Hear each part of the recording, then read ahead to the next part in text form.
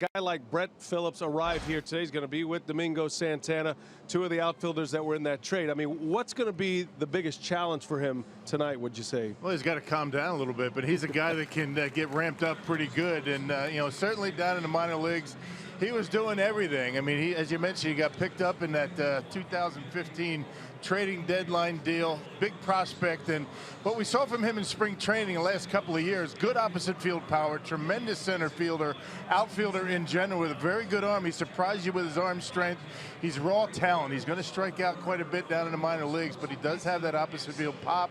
And it's going to be important for him just to get that first at-bat out of the way, get that first ground ball, that first fly ball, and have him relax and settle into the game. Well, and Brett Phillips and the Brewers will be facing the San Francisco Giants. Has been a down year this year for the Giants. We'll get into their story when we continue after this.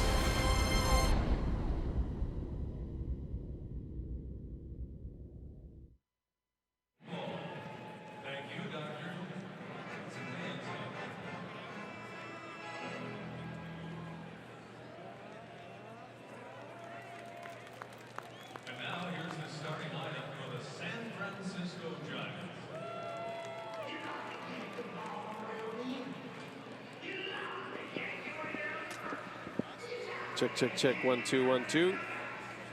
Here we are from beautiful Miller Park. Mic test. Hello, Clarice.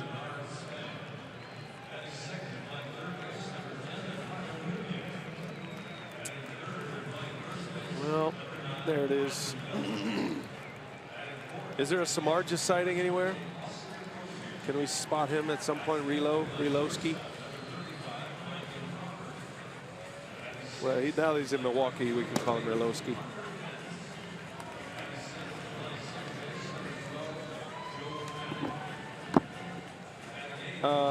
Yeah, perfect. We're not doing a pitcher split, so you're saying? No. Yeah, let's get him.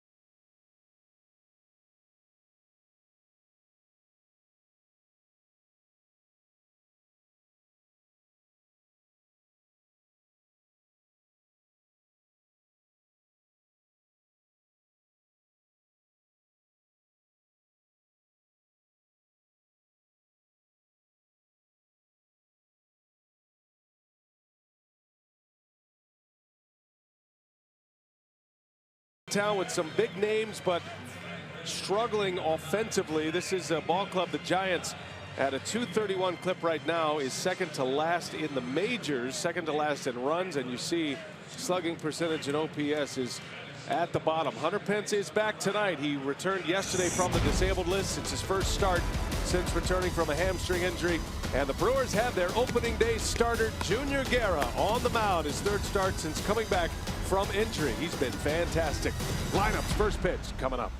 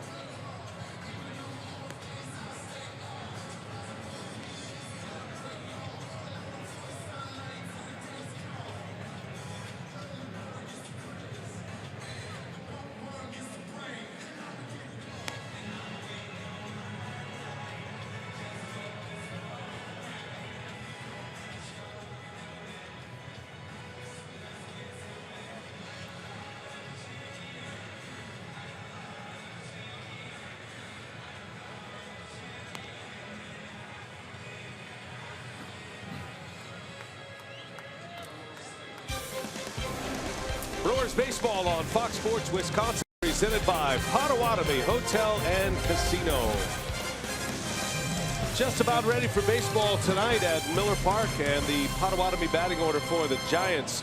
Denard Span leads off. Eduardo Nunez, then Brandon Belt. It is Posey, Crawford, and Pence. Familiar names in the middle of the batting order. Joe Panik, Orlando Calixte, and Jeff Samardzija round out the starting nine that will match up against Junior Guerra. Yeah, Junior making his first ever start against the Giants. He's been outstanding in 2 starts since coming off the disabled list. 1 run in 11 2/3 innings. He's 1-0 in those 2 starts.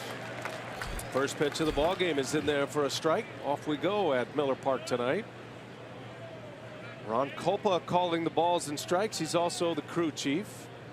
Brewers coming off a win against the Dodgers yesterday afternoon. Dropped 2 out of 3 in that series, but a good ball game yesterday to avoid the sweep. Meanwhile, the Giants won their opener on Friday against Philadelphia and then lost the next 2. And it's hard to believe the Giants come into play tonight 12 games under 500, 23-35 for Bruce Bochy's San Francisco Giants. It has been a head scratcher in the Bay Area this year. Yeah, just not swinging the bats very well. Next to last in batting average, and have not been able to put up many runs. Their pitching has been so-so, and just one of those years for the Giants.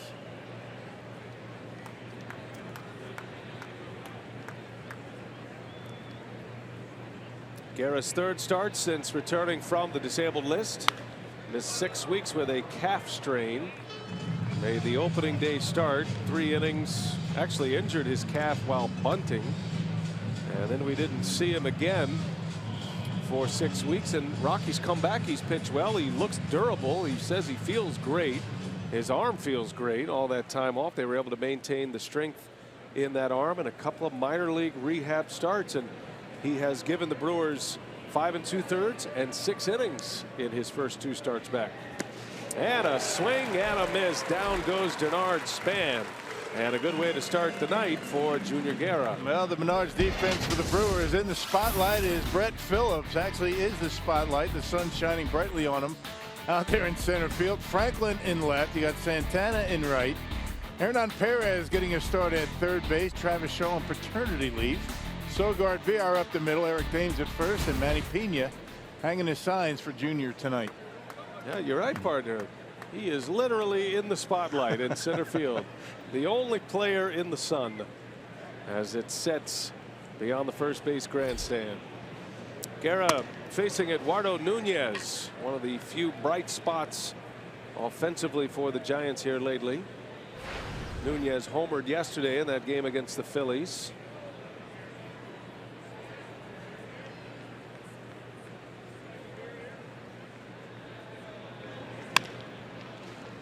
Well, for Brett Phillips, this is certainly a big moment in his life. Of course, it could be a life-changing moment. Never know what kind of career you're going to have, and I think the Brewers have kept it very honest with Brett Phillips that he's here. It's a short window of time. Travis Shaw is on paternity leave, and you don't know if that's going to be a day, or 2 or 3, or how that's going to go down. So I think Phillips doesn't have expectations that he's here for a long haul, but that sometimes can be a great place for a player to be. They told Lou Gehrig he wasn't going to be the first baseman for a while either. Yeah, and just get his feet wet. I mean, come up here and maybe play a couple of games, maybe get sent down right away. But again, just getting an opportunity. And you never know once you get to Double-A. There's a bouncing ball through, a base hit. Nunez stays hot. Yeah, now a 7-game hit streak for Nunez. Yeah, you get to Double-A, and there's a pretty good chance. I mean, you never know when you might get a call up. Certainly in Triple-A. Nunez has been one of the hottest hitters for the Giants as of late. Been swinging the bat well, getting on base. And taking that off-speed pitch has stayed up just a little bit on Guerra. First base hit. There's the crew chief, Ron Kolpa. If we go to a review, or if there is a challenge, he'll be the man to deliver the news. Chris Conroy, Tom Woodring, and Ed Hickox, the 3 base umpires in place tonight. Monday and Tuesday games at Miller Park, remember, start a little bit earlier. There's an out at first. Guerra with the quick feet picks off Eduardo Nunez. Well, but you know the Giants are going to take a look at it. And Nunez walking off. I think he feels as though he's out. Yeah, good throw. Watch how quick the tag. Got him on the back, but it looks like he did get him. The Giants satisfied. So it is a pickoff at first, 1-3 on the putout for the second out of the inning. And a one-out base runner is eliminated. Now Brandon Belt up there. First pitch, strike from Guerra.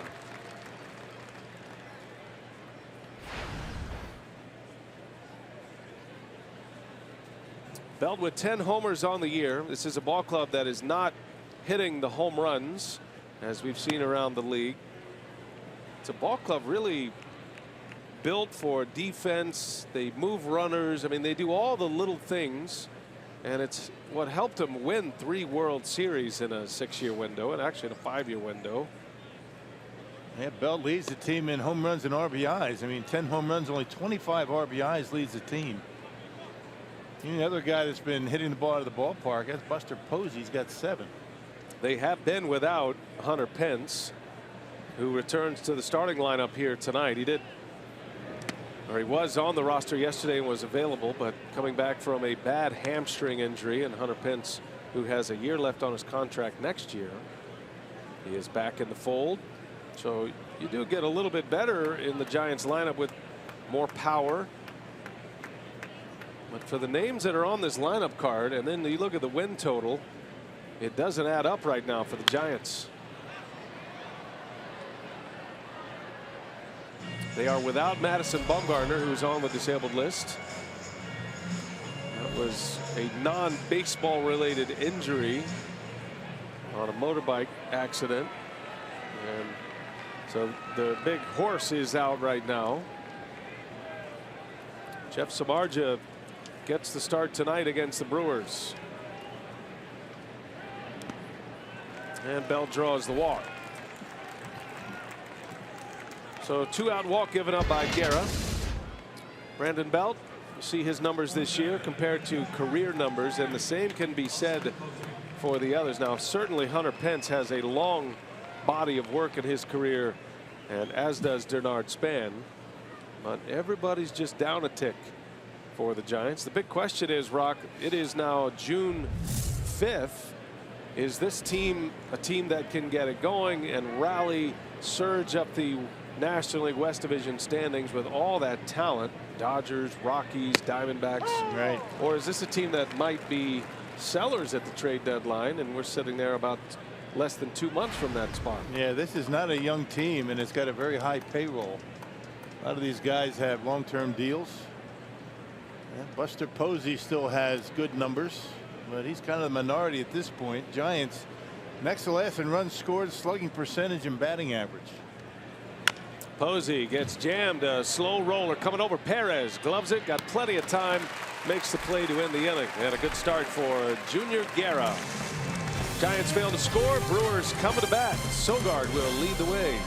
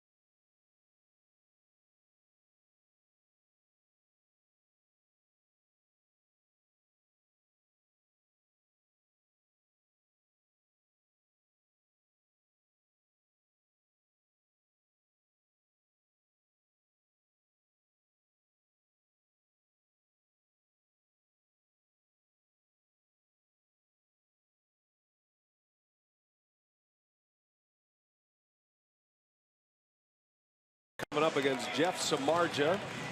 And let's give you Craig Counsell's batting order courtesy of Potawatomi. Eric Sogard leading off. Brewers are 7-0 when he's in the leadoff spot, so he's back in there tonight. Santana bats second, then Thames.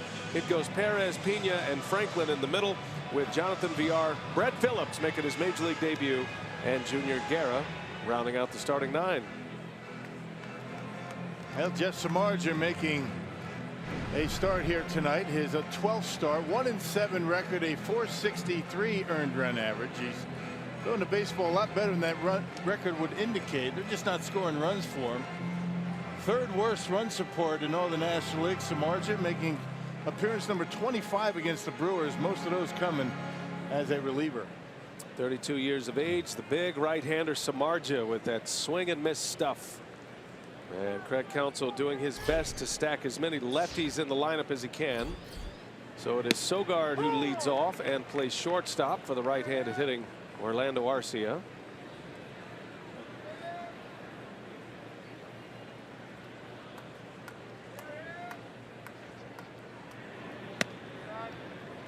Sogard as a leadoff man for the Brewers. I mentioned the 7 games. He's hitting .400. 10 hits in 7 games. He's also walked 7 times. And he's seen more pitches than any other hitter as a leadoff batter. Takes a strike. Samardzija spins one in. 1 ball, 2 strikes on Eric Sogard. Really good plate discipline. He understands his role in a given at bat. Very rarely, if ever, swings out of the zone. Samardzija used to be a guy that just reared back and let her fly. I mean, fastball, slider, splitter, but he's more of a complete pitcher these days. Cruising speed about 93, 94. He can reach back and give you 96 once in a while.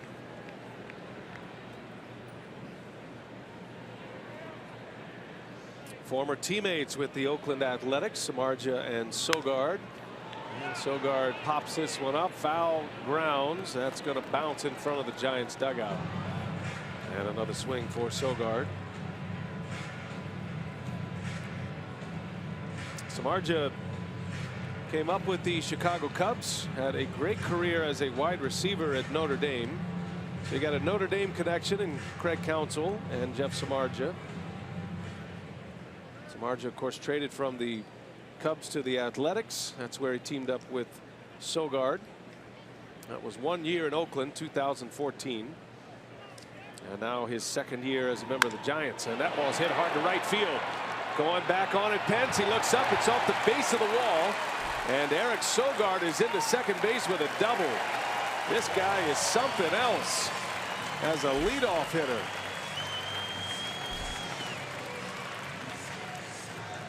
Now taking a fastball. Sogard able to hit it over the head of Pence out there in right field. That's that 2-seamer that stayed middle of the plate. Posey wanted it away and he missed with it. Yeah, but Sogard did not. And a leadoff double. Good start from Milwaukee. Sogard trying to get the Brewers jump started here tonight. The Brewers score more 1st inning runs than any team in baseball.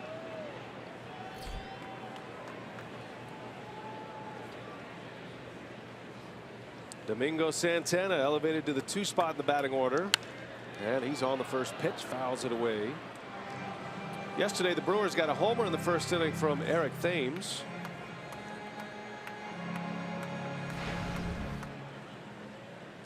Santana hit 5th yesterday. Hit a home run.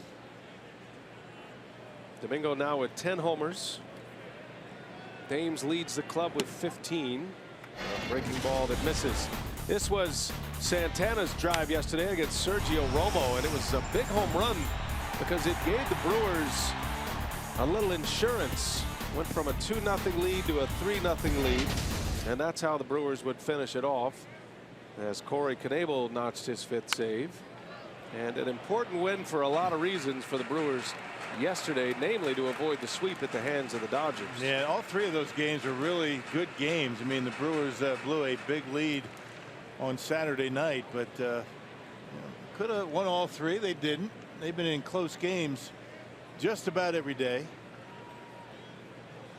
Craig Counsell very happy with the way his team has played, whether they win or lose, because they're always in them. And there's a base hit to right. Sogard had to freeze for a moment on the liner. He'll have to stop at third. What a piece of hitting that was by Santana. Just playing a little pepper with Jeff Samardzija. These guys are starting to put together some really good at bats. I mean, you shouldn't be surprised anymore because it's going on for a while now.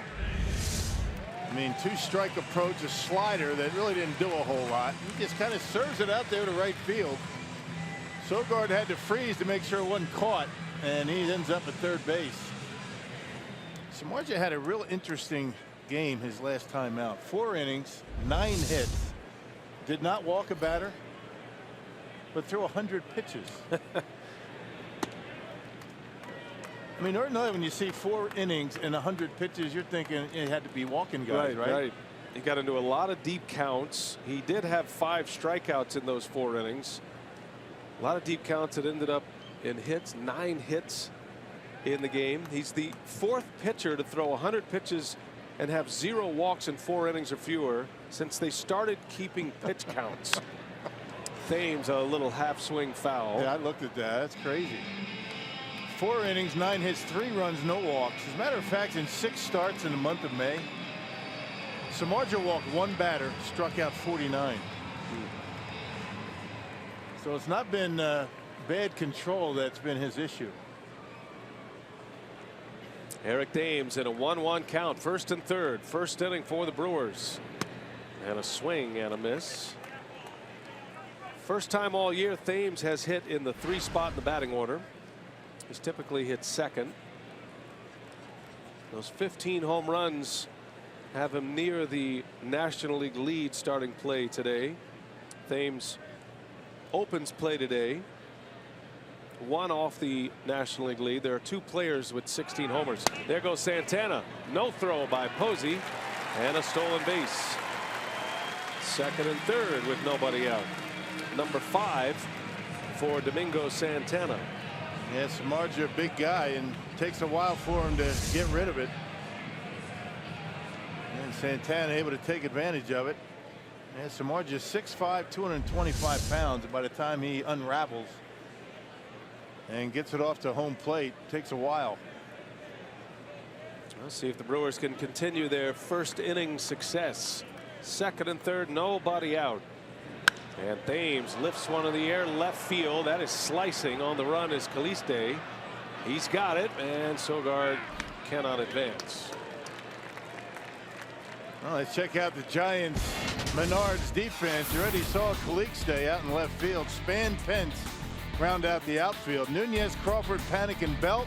Pretty good infield for the Giants. Buster Posey behind home plate. The Giants near the top of the league in defense. They've committed only 29 errors. That's good for 3rd best in the NL. Hernan Perez will bat with runners at 2nd and 3rd. Now 1 away. Getting the start at 3rd base tonight. One of his 6 positions that he has played this year for the Brewers. And he sends that one in the air to left center. Caliste is going to line it up. Here comes Sogard to tag. The throw comes all the way in, way off the mark. It hit the pole. Sogard is in. Santana stops at 3rd. That throw gets wedged behind the advertisements, and that means another run will be allowed to score. That's just a pathetic throw right there. I mean, you got to throw that ball into 3rd base. You're not going to get the out at home. Now you wonder what Caliste's thinking making that throw, airmailing all the way to the backstop. Bruce Bochy wants to go out and get a sense for the ground rule here. Check this out. I mean, you can't make a throw like that. And the ball hit the backstop, and that makes it officially out of play when it gets stuck behind the net like that, right? It'd be like throwing it in the stands. Yeah, well, once it hits the net, it is out of play. If it hits the bottom of the wall there, it is in play.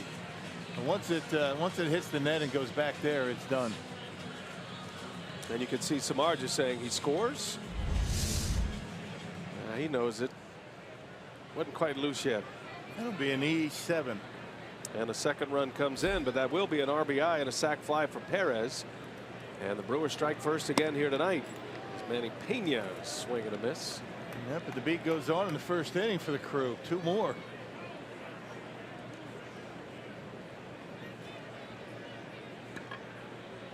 Manny Pena celebrating a birthday today. Rewarded with a spot in the starting lineup. He and Jimmy Nelson share the same birthday, by the way, if you're into the birthday thing, which I know you are. Every birthday but mine. 55 first inning runs, tops in the majors, and heavy hitting, a lot of home runs. Thames has 4 of those 11 homers in the first inning. Yeah, good numbers across the board. The plus 38 is what is most impressive, because that tells you not only are you scoring runs in the first, but your pitching staff is handling their business on the road, the shutdown innings, and putting up zeros at home in the first. 1-2 to Pena. Sounded like he broke his bat. And the other statistic for the Brewers is how many games that they've played this year where they've actually had a lead. And a lot of that first inning success is one of the reasons for that. They've had a lead in just about every game they've played this year. Well, the Brewers coming into play today have had a lead in 49 of their 57 games this season. That is the most in the NL, and it includes each of the last 10 games they've had a lead. Pena on the ground over to third base. That's Nunez, and he'll make the play to end the inning. But the first inning Brewers strike again. It starts with back-to-back hits, a double by Sogard.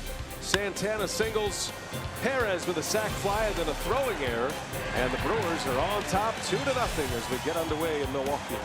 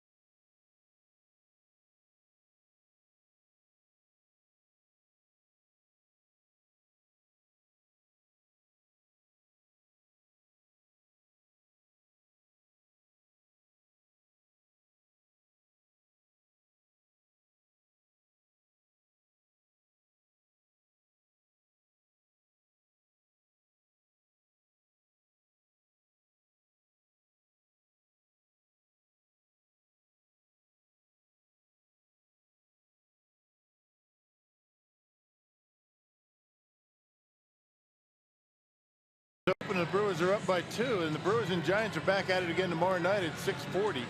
Then the series continues on Wednesday at 7:10, and finally on Thursday the 4-game tilt wraps up with a 1:10 p.m. matinee. Great seats are still available for all 3 games. Go to brewers.com/tickets. Junior Guerra back to work. We go to the second inning from Miller Park, and Brandon Crawford leads off for the Giants. Crawford, Pence, and Panic. Crawford, very talented shortstop, hit his first ever home run right here at Miller Park. This guy might be one of the most underrated players in the game. I mean, solid defensively, plays every single day, and he can hit. Numbers down a little bit for him this year. Now that business-like approach that serves the Giants so well in all their years of of winning baseball and the 3 championships. I mean, when you're struggling and you have that business-like approach, I think people look at you and go, where's the fire? Do these guys care? Of course they do, but it's the other side of the coin right now for the Giants as Guerra walks Crawford on 4 pitches. Yeah, when your team's not hitting, there aren't things going on the base, you're not putting pressure on the defense. The first thing everybody says is they're flat. I mean, are they trying? That's the big question. And sometimes they try too much. These guys have a lot of pride in what they do. It's one of the highest payrolls in baseball. They're up near $190 million. It is the most expensive team the Giants have ever had. So there's reason for concern if you're a Giants fan. Just seems like they have too many good players to continue at this pace, though. And now that Pence is back, their offense is going to, I'm sure, get an uptick once he gets going again. The weather's warming up and dealing with a bad hamstring injury. Pence's first start since returning.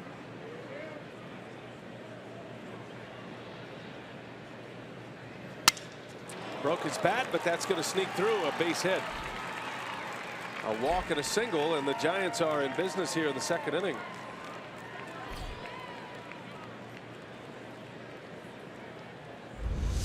Yep, he was behind 1-0, and Junior just trying to get a strikeout or half. Pence right off the end of the bat and into center field. And Junior had come in with only 6 walks in 14 2/3 innings. Already has walked 2 tonight.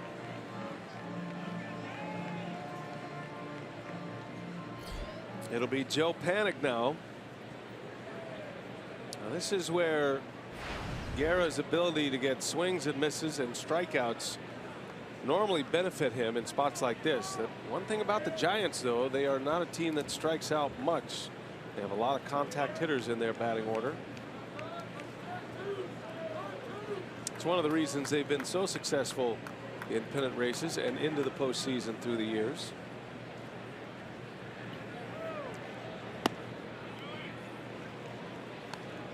Well, if you're not hitting home runs, you got to put the ball in play and be very good with runners in scoring position, and neither one of those things have gone too well for the Giants so far.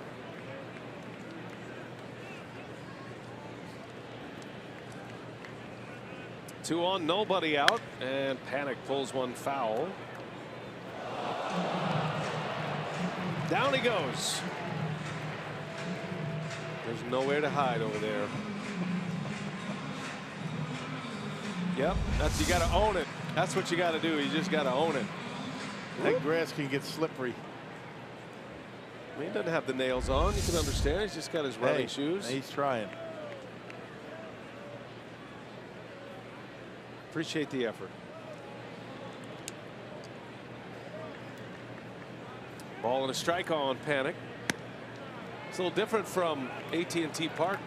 Home of the Giants, they have the ball dudes there. You know, they have the more mature guys. Yeah, the more mature, the more experienced gentlemen working the lines. Brewers go with the teenagers. Ball dudes aren't getting up from a slide like that. I was just getting ready to say, if that was me, I'd still be down. You're eligible to be a ball dude in San Francisco. Well, now Guerra's fallen behind 3-1. And suddenly a troubled inning is developing for Junior Guerra. He's going to have to make a big pitch early here. This is very unusual for Junior Guerra. Throwing strikes has never been an issue for him.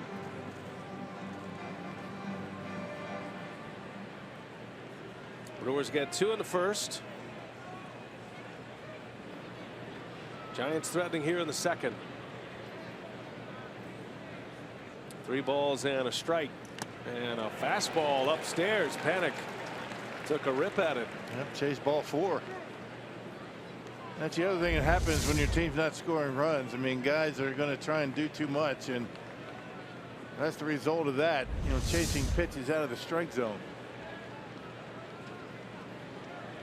Let's see if Guerra goes to that splitter here. That's normally a strikeout pitch. He's had trouble commanding it early. 3-2 is a fastball right down the middle, and Panic pops it up in foul territory. Here it is, hit it, and Panic is the first out of the inning. Yeah, Junior saying, I'm not going to walk you. You're going to have to hit your way on, and ball got by him. They got in on his hands a little bit, and an easy pop out and foul ground for Perez. So the first out, and a way out of this inning. Got the pitcher due up next. Orlando Caliste at the plate for San Francisco. Committed a throwing error that allowed a run to score.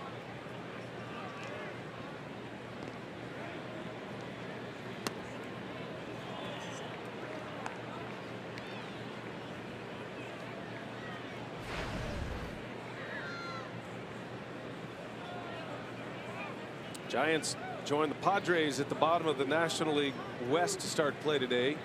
Each team 23 up, 35 down. There's a strike from Guerra.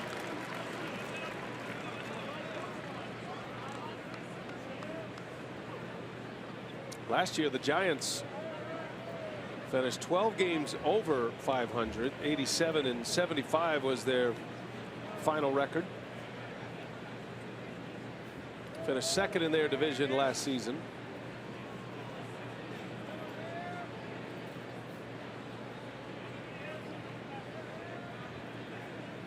One ball, one strike. In the dirt. Nice block back there by Manny Pena. Always a busy night for a catcher when a pitcher is throwing that splitter as many as Junior throws, but with 2 strikes, a good splitter is going to be down in the dirt. This one, a 1-1 pitch. Got to block it.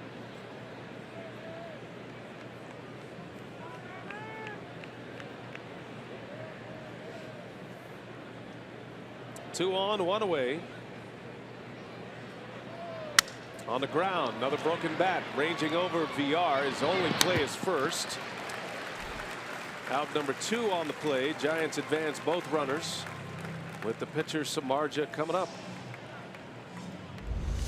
Yeah, second time a Giant hitter has gotten jammed back to back. Panic now Calixte, and now Junior Guerra has an opportunity to get out of this mess with a pitcher coming up. Samardzija has 2 hits this year. He is very fast, so anything on the ground, a slow roller type, you've got to make sure you hustle it over to first base. And a wave and a miss.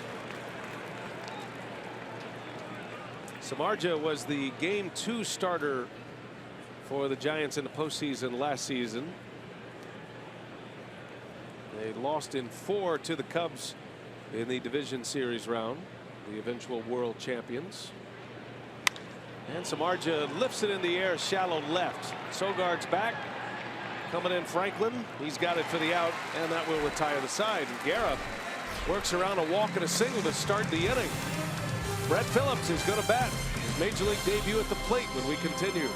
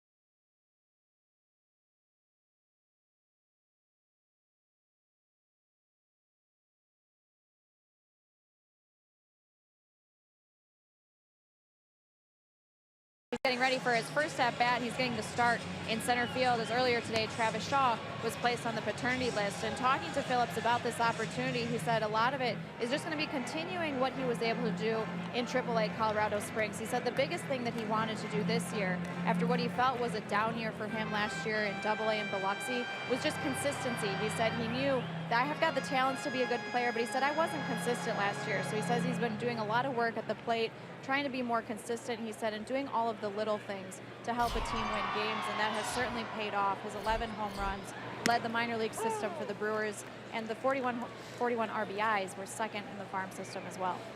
All right, Sophia, thanks. And you know the nerves are jumping right now as he prepares for his first major league at bat. He's due up third this inning. Nick Franklin leads off for the Brew Crew.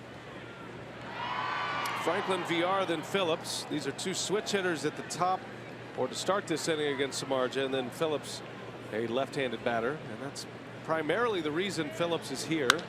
Franklin hits one sharply. Nice play by Joe Panik. Quick hands, and he makes the play for out number one.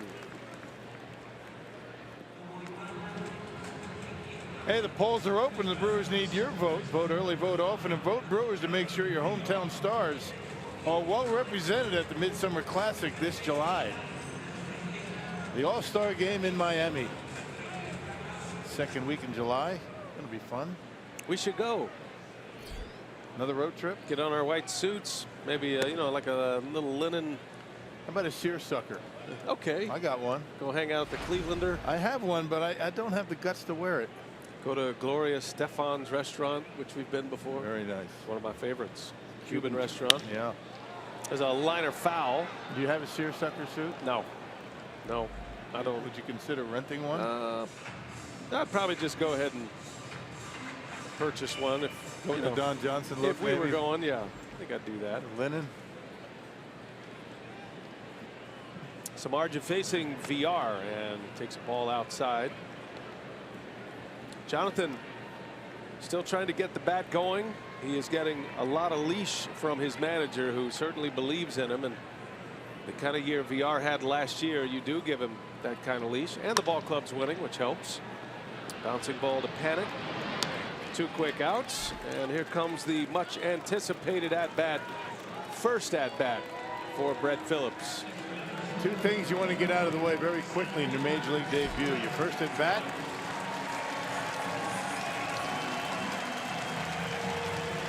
and your first put out defensively. Taking a deep breath. His folks are here. His stepfather David, his mother, they're standing. That's his mom Jody.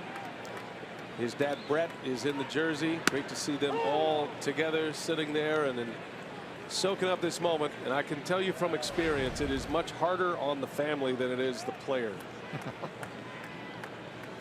Because Brett Phillips is fully into it now, facing Jeff Samardzija. 1 ball, 1 strike. Phillips was crushing at AAA Colorado Springs. 11 homers and over 40 runs batted in for the Sky Sox. Batting average near 300. Good bounce back here for him down in the minor leagues. Kind of a subpar season for him a year ago in AA. The 11 home runs he hit in AAA leads the entire farm system. 41 RBIs, second in the system. So he has certainly earned his promotion tonight. 2-1, big swing and a foul back out of play. You'll get a lot of big swings from Phillips. We've seen a lot of him the last 2 spring training, and he's a guy that will strike out a lot, and he'll hit them 400 feet. Yeah, when he barrels it up, I mean, no telling how far it can go. He's got good pop, particularly good power to the opposite field. 96-mile-an-hour fastball from Samardzija. Not a whole lot of shortening up with 2 strikes on this swing right here. The little leg kick, and Samardzija able to get that ball in on his hands a little bit. He is the symbol of the new breed of player, that big hack, and that big hack gets him a strikeout here, but he's got it out of the way. He's a big leaguer now. He got his first at bat under his belt. 3 up, 3 down for Samardzija. We head to the third. 2-0 Brewers.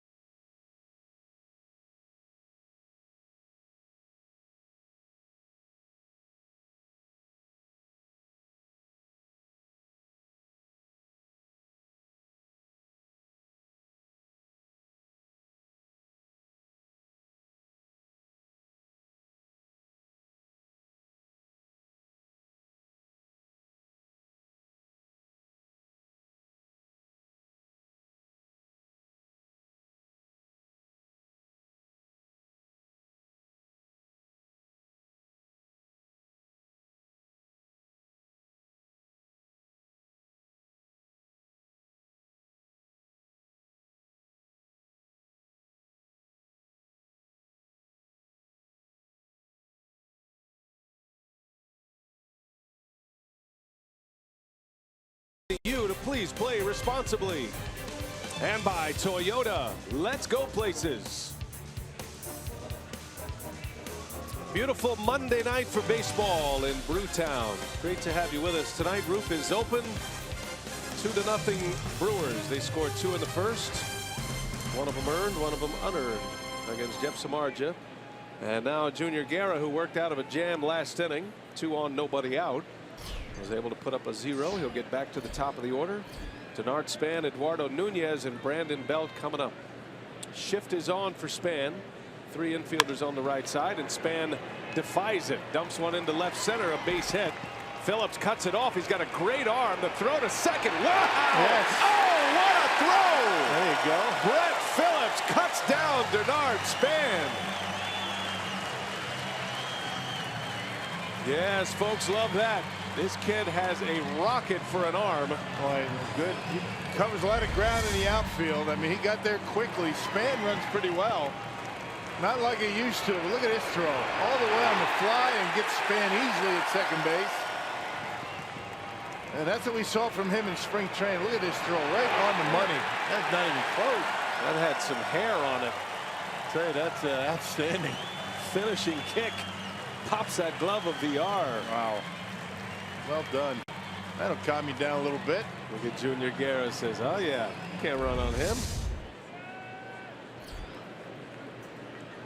So give Span a single, and then he's put out at second base 8-4.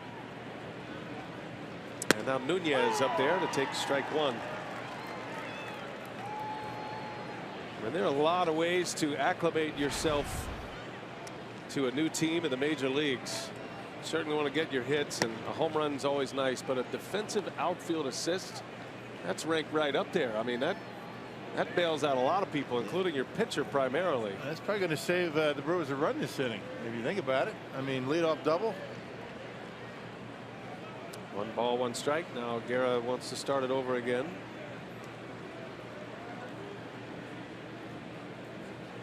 Nunez singled in the first.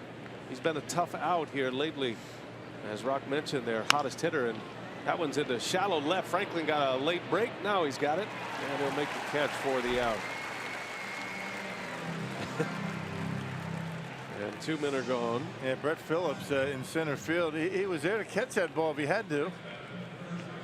He's flying around the outfield right now. He's got the Ed Cedar card in his back pocket. He's like Kelly Leak in the Bad News Bears. He's taking everything. I got it all. Good for him.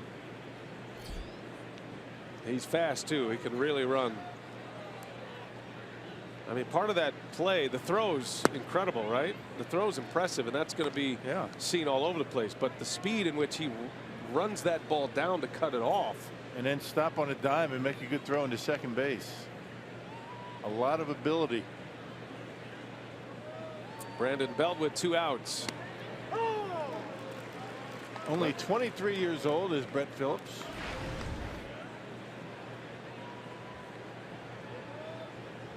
Brewers outfielders throw the ball exceptionally well.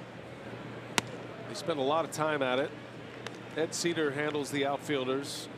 There's a ton of talent in the outfield in AAA as well. And the same can be said for AA. And these guys have good throwing arms. They work hard at making an impact with their throws from the outfield.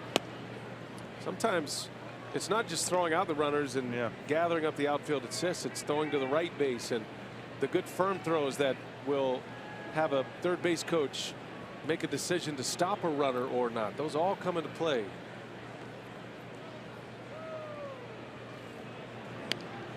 And you might think, what did Ed Cedar have to do with that play right there? I mean, he just got there, but think about it. Brett Phillips has been in spring training with the Brewers for 2 years.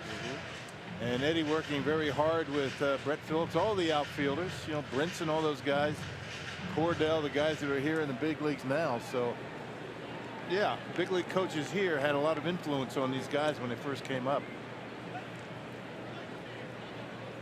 Full count to Belt with 2 away.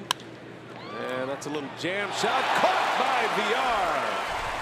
Shift was on back in the grass, and VR makes the play. How about the defense, and how about the first career outfield assist for the Maverick?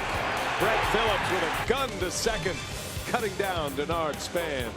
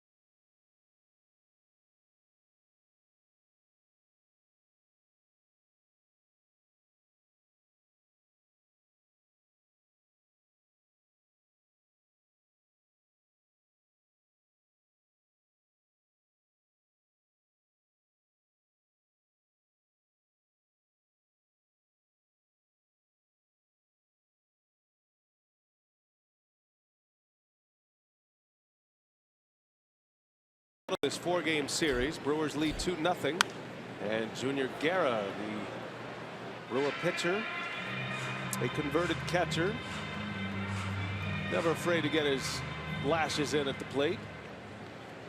Junior still looking for his first hit of the season, and a roller over to short. The strong arm Crawford takes care of Guerra for out number 1.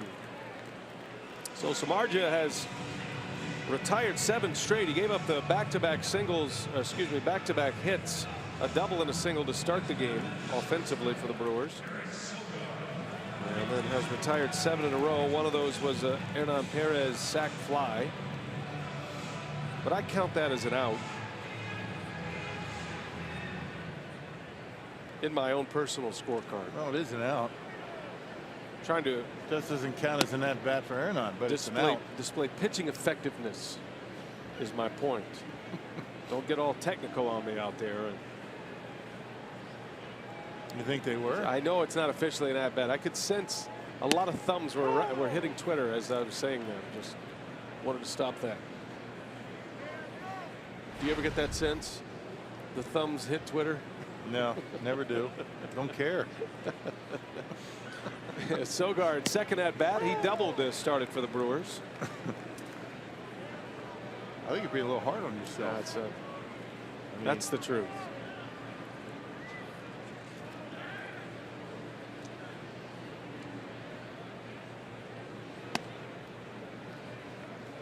Although it would be nice if you were to respond to a text of mine once in a while. I didn't know. I thought those were rhetorical questions you were asking. Like, what's your problem? I didn't know that required a response. Sogard off the label a little bit, and a fly ball to center for out number 2. You know, we were talking about bringing our dogs tomorrow. You know, it's Bark in the Park night tomorrow. That's right. I do have some business to deal with on that. I should do it now. If you're listening, the whole deal with Bark in the Park is you have to have a ticket, a special ticket that includes the ability to bring your pooch. If you don't have that, then don't bring your dog. Right. Just bring your friends. Two-legged companions. Yeah, your human friends. So go ahead. I was just what I was saying was, I mean, you're going to bring Chestnut? See, my daughter named my dog. I'm not trying to start anything. No, but you can't say it without laughing at me. So I don't know if the dog is going to make an appearance or not. I like to call her Chestnut. Makes me feel better. And then I shorten that to just Mutt. Yeah. And she responds really well. You think your dog can make it through a 9-inning game? It depends on how many other dogs I know Rupert can't. are around. Yeah, tomorrow, Bark in the Park Day at Miller Park. Bring your dogs if you have that ticket that allows you to bring your dog. If you don't know what we're talking about, then you probably don't have a ticket that allows you to bring your dog. So just want to, I got that from on high that we needed a clarification. Yeah, that's not our idea. Our idea was to have the dogs anyway.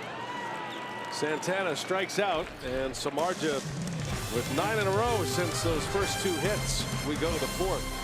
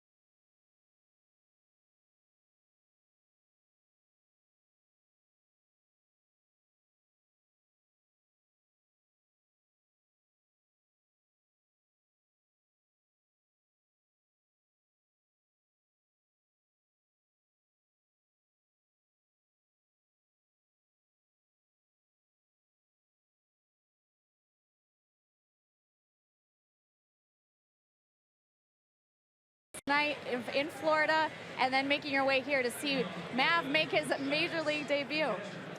It was awesome. He called me last night and said, Mom, are you ready? And I said, ready for what? And he goes, we're going to the big show. And I was like, oh my gosh. I said, hold on, I got to get inside. And then I put him on speakerphone and told David, and it's been a whirlwind. We jumped on the plane this morning and landed at 9:20, and we're excited to be here. Great fans, great place, awesome team. And what's your reaction now seeing him come up for his first at bat and that great throw that he made to rob Denard Span of the double? Absolute cannon. That's my boy. Yeah. That's my boy. Yeah. We're very, very proud of him. Incredibly proud of him. He's worked so hard since he was 4 years old to get to where he is now. We couldn't be more prouder of him. Look, Brett's been doing this his whole life, right? And so these guys will start learning that they can't run on him because he'll throw a strike at home or he'll throw a strike at second. And he's floating right now. He's supercharged, and so are we. Jody, I have to ask you, too, that Brett has been eating, breathing, sleeping baseball, including going all the way back to when he was 6, 7 years old, sleeping in his uniform. Yes, he did that quite often. I'd go wake him up, and I couldn't believe he already had his uniform on. And I'll never forget the time at church. We had a rush from church to go to the baseball practice, and he starts taking off his church clothes, and he has his uniform underneath it at church. He never wanted to be late. Never. So he would sleep in his uniform so he wouldn't be late. Yeah. And God forbid we were late, right? He said, if you're not 15 minutes early, you're late. You're late. That's still true in baseball, too. And we have to ask you, I mean, he became such a fan favorite with that laugh of his. Has he had that since he was a kid, or how did we develop the laugh, the famous laugh? He's had it since he was a kid. It's been something I've been working on, but I think he originally started just to make his brothers laugh. We have a blended family, and I think that the more he would laugh, then the other kids would start laughing, and it would just be contagious, and it would just keep going and going and going. We've been thrown out of many restaurants. We weren't thrown out, but the mothers, like the kids would look, and the mothers would say, "Don't stare at him. You know, he must have a problem." He must have a problem." We're like, Maverick, please stop. Well, we love the laugh. We're very excited to see Brett come up, make his Major League debut. Congratulations to all of you and Brett's accomplishments. And certainly that laugh has gotten us laughing many times, BA and Rock. All right, thanks, Sophia. It has, and I'm glad to hear his mom call him Maverick, because that's what we called him when he was first traded here. And all of a sudden it's on all the official notes that it's Brett Phillips, but I'm going with Maverick. Okay. If his mama calls him Maverick, then we should call him Maverick, right? I like Maverick. I like Maverick better. How about Mav? And we could shorten it if we want. We own the rights to that. Brandon Crawford at the plate, got a lead single from Posey. It's great hearing from the families. That gets by Pena, and Posey's on his way to second on a wild pitch. It never gets old, Major League debuts, and that's why we always try, if the families are here, to try to hear from the families, because it's not just about the player making it, all that sacrifice, you can imagine what Brett's family has seen him accomplish in his career, and it's such a unique thing to make it to the major leagues. It's rare. Yeah, nobody gets here by themselves. They all need help, whether it be family, friends, a coach. A lot of people are involved when a guy makes his major league debut. Scouts are proud. Scouts have signed these guys. I mean, so good to see him. We've heard a lot about him. Now we can see him in action in a Brewers uniform. Junior Guerra trying to get through this fourth inning, a leadoff single. Got a runner at second after a wild pitch. Brandon Crawford up there in a 3-2 count. Giants have had some base runners already in this game. Wouldn't say Guerra has been sharp. He certainly doesn't have his ace stuff going yet. Giants put 2 on in the first inning. One of them was picked off. Guerra's walked 2 and given up 4 hits. Man, 2 outs on the bases has certainly helped them keep the Giants off the board. Nunez was picked off first, and Span was thrown out by Phillips at second base. Crawford in the air to left, hit pretty well, but Franklin has a beat on it, just shy of the track, and will make the play. Posey stays put. Out number 1. The Maverick Phillips laugh, if you haven't heard it, it is legit, it is real, and it became a viral sensation 2 spring trainings ago. Take a listen.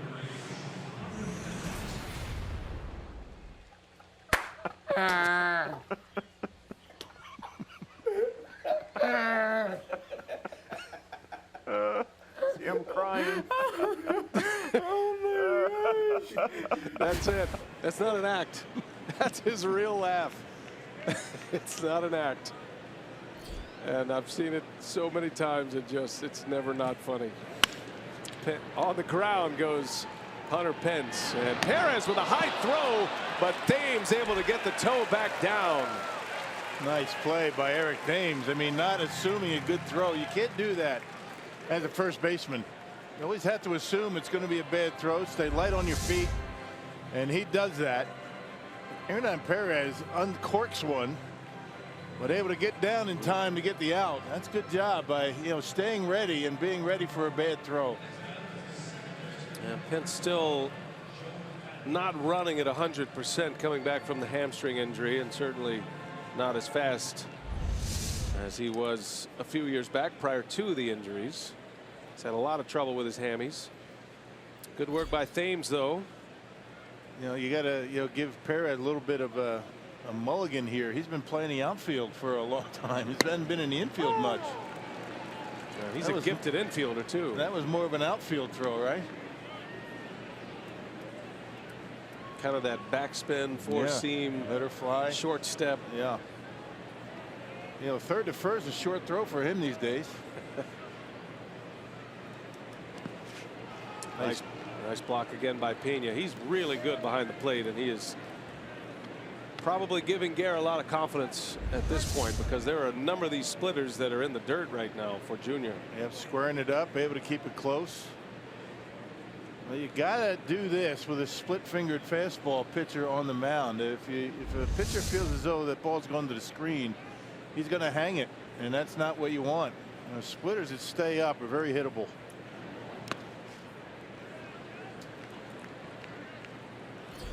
Two balls and a strike. Joe Panik at the plate.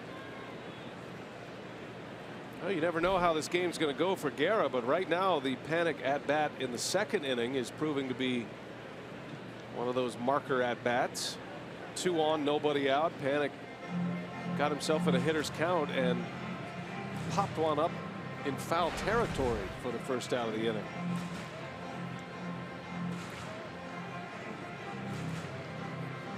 Sometimes the key at bats come early, and then a pitcher can lock in. Guerra still trying to find the range on that splitter, which is his best pitch. 2-1. And a shot into right, base hit. Posey's coming around third. Santana bobbles, and the Giants are on the board. Santana has a very strong throwing arm, but he mishandled it in the outfield. Maybe rushing it a bit with Posey running. Yeah, he was coming in hard, and because of that, as fast as he was coming in, just couldn't keep the ball in his glove. That'll be a base hit and an RBI for Joe Panik. No error on Santana. Now fastball, and Panik able to pull this one into right field. And you see trying to pick it up and be quick, just dropped it.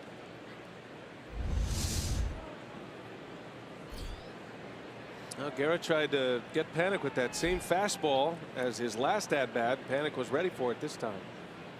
RBI single with 2 outs. That brings Calixte to the plate.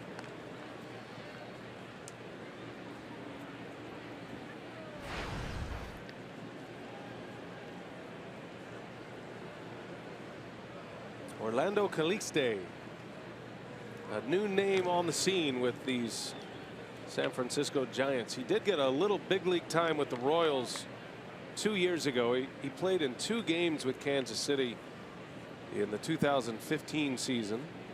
25-year-old from the Dominican Republic.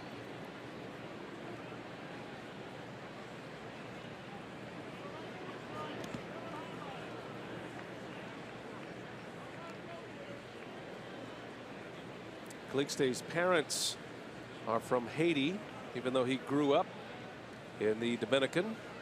He is of Haitian descent. And it's one of the more unusual last names you'll see, Calixte. You pronounce it basically like it's spelled. Unusual, but if I can pronounce it, anybody can.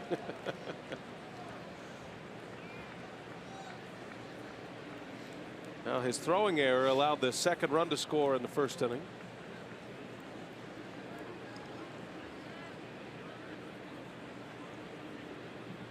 Three balls, no strikes, and that one misses. He walked him on 4 pitches. That's going to bring the pitcher Samardzija up, and that expression by Craig Counsell tells it all. Guerra normally a strike throwing machine, so this is very unusual for him. Not only is he walking batters, he's walked 3 in the first 4 innings, but he is behind on most hitters as well. Yeah, the Brewers had a nice start yesterday out of Zach Davies. He pitched into the 7th inning. Brewers starting pitchers have been doing a pretty good job lately getting deep into games. Now the Brewers starting staff, a couple of passes through the rotation, has been very good, including Davies' effort yesterday. Zach got the win, beat the Dodgers. His 6th win of the year. He went 6 innings, no runs in yesterday's game. He struck out 6. The Brewers starters in the last 10 starts, so 2 passes through the rotation. Brewers starting pitchers have a 1.32 ERA and an opponent's batting average of 190 in the last 10. as many strikeouts as innings pitched, too, from those starters. Ground ball to third. Perez will go to the bag for the easy out to end the inning. But the Giants get a run. 2 hits and a walk in the fourth. It's 2-1 Milwaukee. We go to the home half.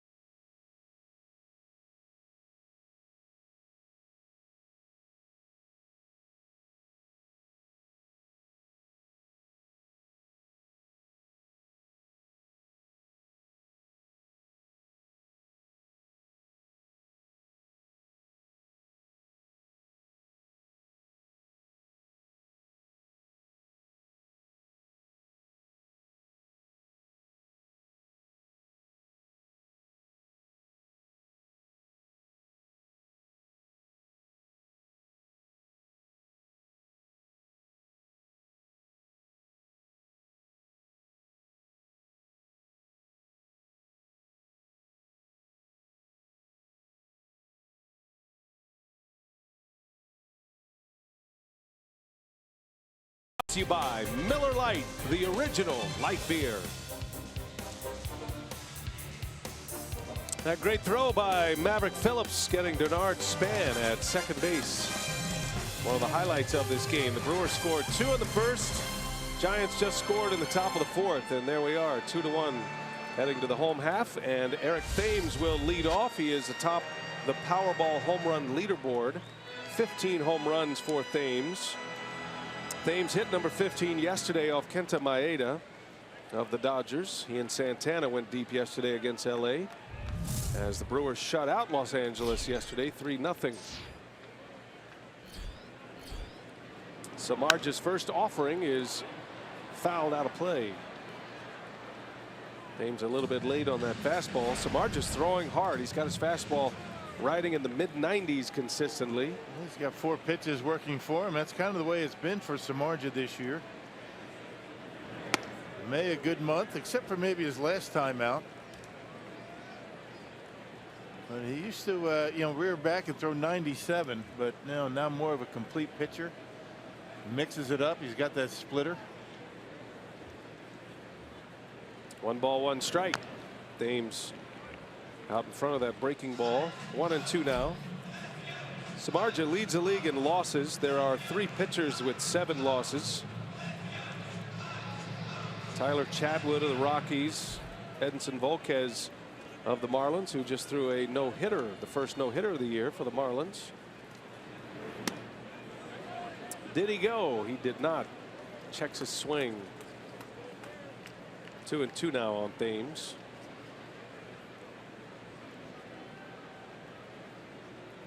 Thames flew out to left his first time up. And down he goes. He took a big rip. Samardzij threw him a 94-mile-an-hour heater. And Samardzij now with 3 punch-outs. Elevating that fastball. Outer half. Samardzij in the top 10 in strikeouts in the National League. You can see that pitch up in the zone and near the outside corner. Yep, 96 as low as 77. Hernan Perez takes a strike. There's that curveball. 77 miles an hour. That time 79. Perez drove in a run on a sac fly in the first. 2 runs scored on that sequence. Calixte made the catch, the run scored, and then he threw it into the screen and down behind the advertising wall back there behind home plate, which allowed a second run to score. Hit sharply. Nice pickup by Nunez. Beautiful play to get Hernan Perez for out number 2. Yeah, this is a pretty tight defensive team, these Giants. We talked about it. 29 errors is all. 30 now with the throw by Calixte in the first inning. Well, that was a sweet pickup. Good quick hands. Brings that glove up. You know, glove always go from the ground up. I mean, that's the reflex. Going up is a lot more natural than going down. And he's able to make that play look easy. Manny Pena on the first pitch. Fly ball, shallow right, long run. Hunter Pence is there, but can't make the play in foul grounds. Had to deal with that wall closing quickly. There's not a lot of room in foul territory at that point. A little hesitation right there cost him. He never did get a glove on it. Not a whole lot of room over there.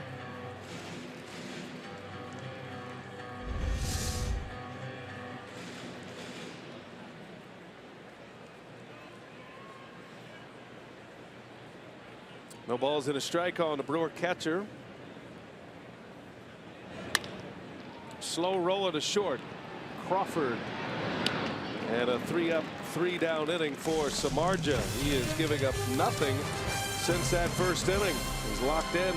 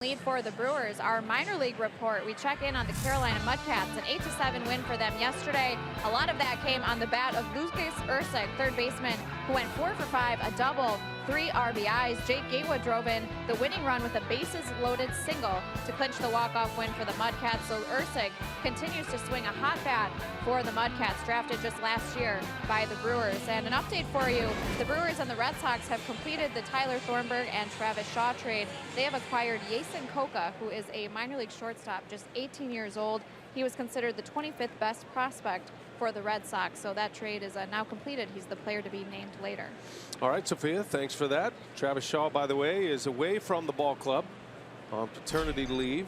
We are certainly wishing Travis and family the best, he and his wife. And Travis is having a great first half. Yeah.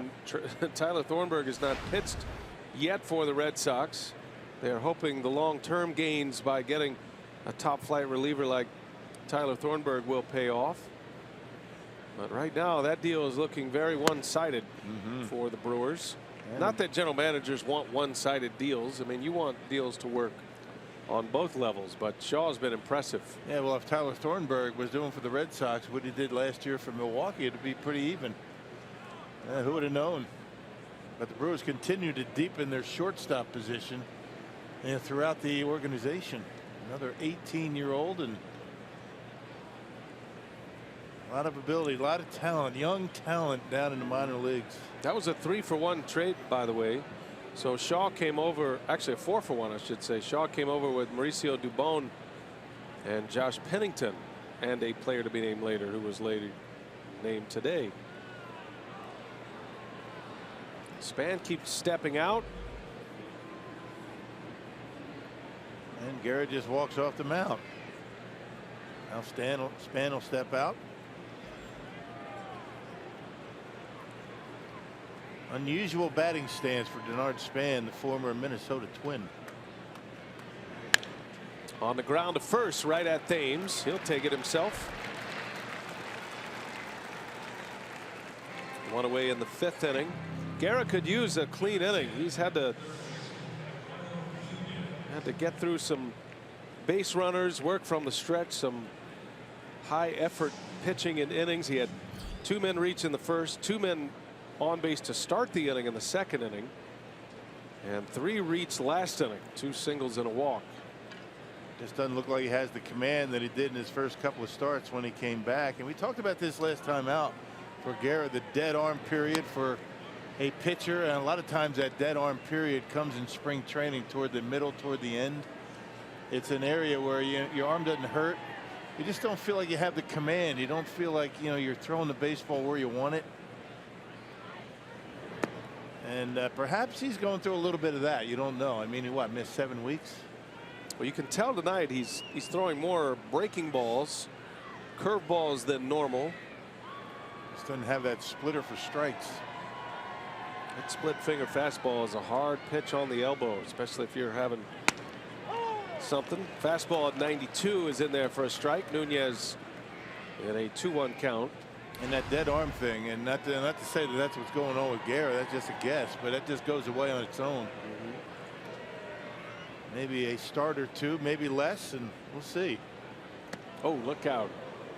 That one gets away from him.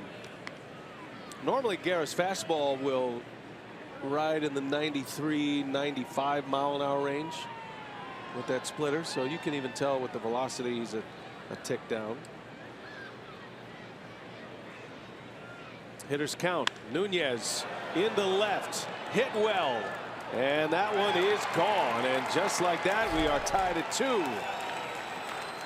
So Nunez with this incredible hot streak going for the Giants. Homers in consecutive games, his 2nd hit of the night, and it's a 2-2 ball game. Yeah, Junior tried to slip that fastball by him on the inside corner, and Nunez able to barrel it up, knock it out of here. That's a no doubter right there. 4-seam fastball. It appeared that he was looking for it in there and able to keep it fair and all tied. That's a fastball that Junior Garrett normally gets 93, 94, maybe 95 on. That was 91. Now Nunez has been on 20 consecutive games. He's been on twice here tonight. And he ties this game at 2. Brandon Belt takes a ball. 3rd time through the batting order now. And that fastball at 90. He's topped out tonight at 92 miles an hour. So doesn't have that good zip to go with the splitter. There's a breaking ball. Fouled away. 1-2 the count. Doesn't mean you can't have success. I mean, pitchers don't always go out there with their best stuff. Matter of fact, they tell you they rarely go out there with their A stuff. I mean, those come along very few occasions when you're pitching. There's a swing and a miss. So Bell chased one. That was a good one from Junior Guerra that time. Out number 2. Yeah, the good ones can figure out ways to get through games when they really don't have the good stuff. They don't have the good feel. And Junior appears to be going through that tonight. There's a good splitter.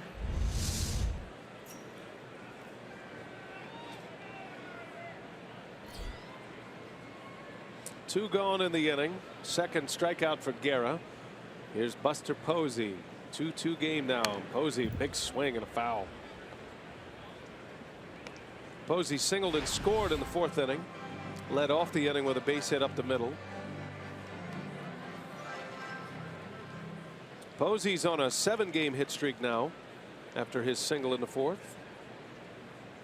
High batting average, .345 batting average. Only 14 RBIs. I mean, we're in the first week in June. That's not many. He lay a little bit of that on his teammates ahead of him, but for a guy like Posey, a proven run producer, an extremely low number. Posey is third in the league in batting starting play today. He is second in the National League in on base percentage. That ball's hit hard right field down the line. Santana looks up. It's foul. Close.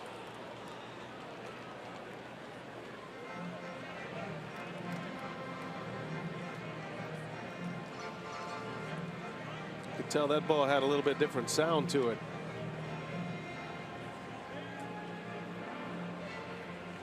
Yeah, Buster Posey's only with 14 extra base hits so far this year. 7 doubles, no triples, 7 home runs. Slugging percentage down for him. Posey comes in here with an OPS of .951.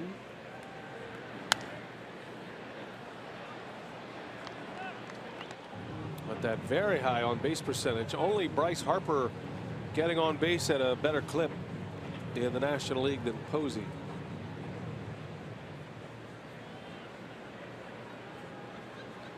The face of the franchise, Buster Posey. What a player he has been. Are you allowed to say Bryce Harper's name around the Giants? Good point. That was quite the Donnybrook. David Strickland hit Harper, and I think the guy who got the best lick in was Samardzija coming in from the dugout, and then he crushed Mike Morse, his teammate, put Morse on the disabled list.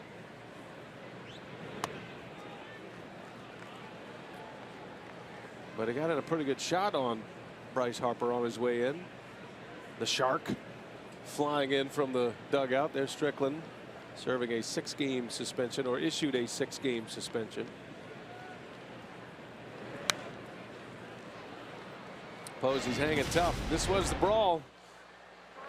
And Harper, I think this had been brewing for a few years after a home run. Bad helmet toss.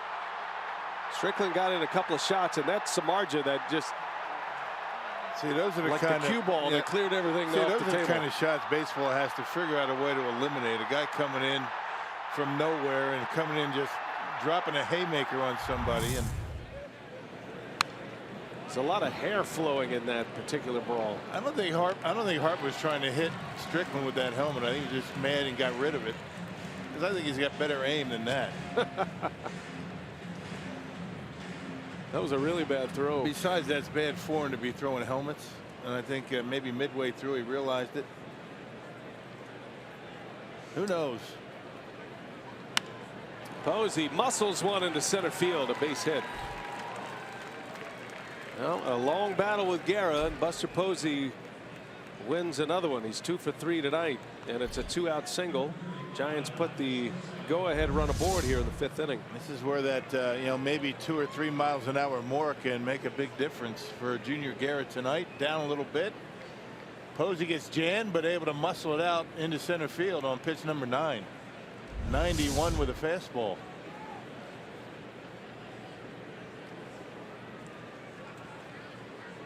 Two-2 game. Brandon Crawford at the plate.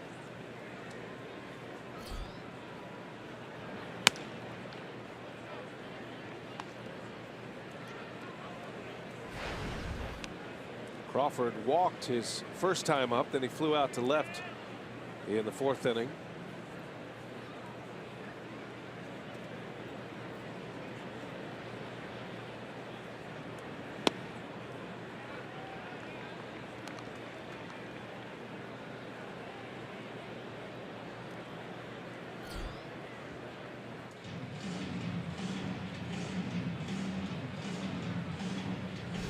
Crawford has won the last 2 Gold Glove awards for the shortstop position in the National League. Was an All-Star 2 years ago in 15. He came up the year after the Giants' first World Series title in this run. Came to the big leagues in 11. Hits that one a mile high. Santana back at the track, and he'll have room to make the catch. He just missed it on the bat. And a long, loud out to end the inning. Eduardo Nunez, his second hit of the game, is a homer, and we're all tied at 2.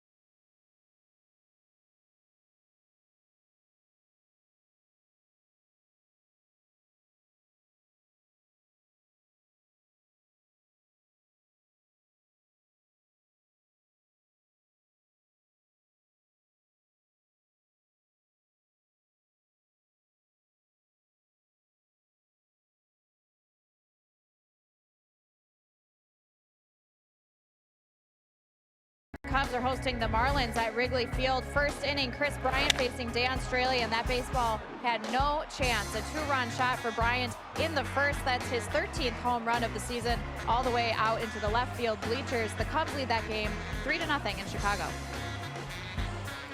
All right, Sophia, thanks for the update. Checking all the action around the major leagues. The Brewers lead the Cubs in the National League Central by a single game. Same number of losses for those 2 teams, 27. The Brewers with 2 more victories. Don't forget the Brewers have a makeup game against the Cubs at Wrigley prior to that trip to New York right before the All-Star break in about a month. Samardzija back to work, and this game now tied at 2. Brewers have not had a base runner since Domingo Santana singled in the first inning. Samardzija's retired 12 straight. In the air right field, Pence will haul it in, and Nick Franklin is out number 1. Hey, RBI Baseball 2017 returns with fast-paced pick-up-and-play action, packed with all your favorite MLB teams, players, and ballparks. Get RBI Baseball today for Xbox One, PlayStation 4, and mobile devices. Learn more at RBIGame.com. By the way, Rock, we want to send out a special happy birthday wish tonight. Our friend May Benke is celebrating birthday number 100. Good for her. June 5th, 1917. Oh. Wow. So happy birthday, May. Yeah, no kidding. Thanks for being with us. And hope you have many more.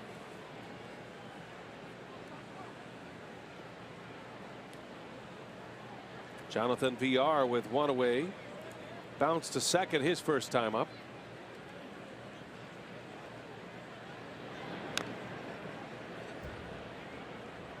Brewers scored 2 in the first. One of those unearned.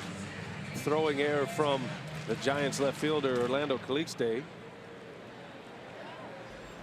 And the Giants got a run in the 4th on an RBI single by Panic. Nunez just homered in the top of the 5th.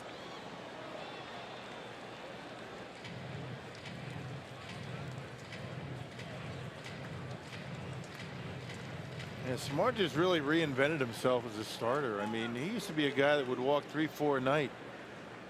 He just continues to pound the strike zone. And a strike called inside corner, a 95-mile-an-hour fastball.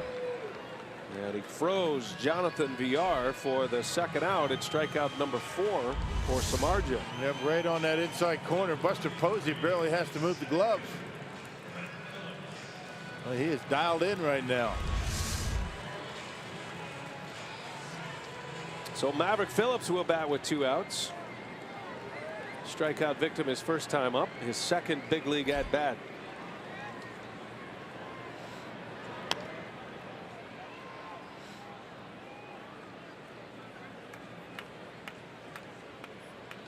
Keon Broxton has moved on deck. So that would tell you something's not quite right with Junior Guerra. Yep, activity out in that Brewers bullpens. That's Cahill out there. It's a 9th spot in the order coming up next. If Phillips should reach. It's Jared Hughes, I think. Need my binoculars. No, we have people for that. Oh, there's both of them. I thought I saw both of them out there. Cahill on the right of the screen, and thought I was seeing double barrel action in the 5th inning.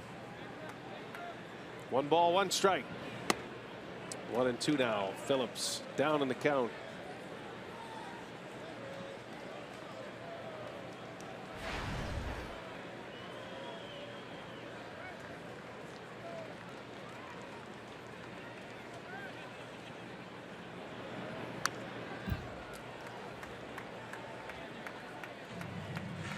Phillips got the call last night.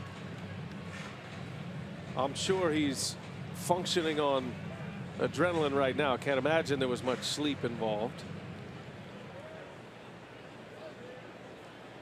Thrown right into the starting lineup. Center field, batting 8th. You just never know, though, these days. I mean, major league debuts, these young kids, they come up with so much confidence. It's just a different world than, you know, what it used to be.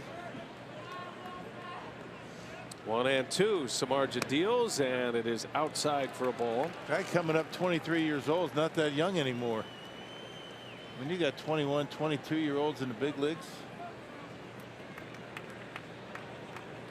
And more with each year, guys come up, they are comfortable in their surroundings as Phillips strikes out to end the inning. 3 up, 3 down for Samardzija. He's got 12 in a row in the books. 2-2 game at Miller Park.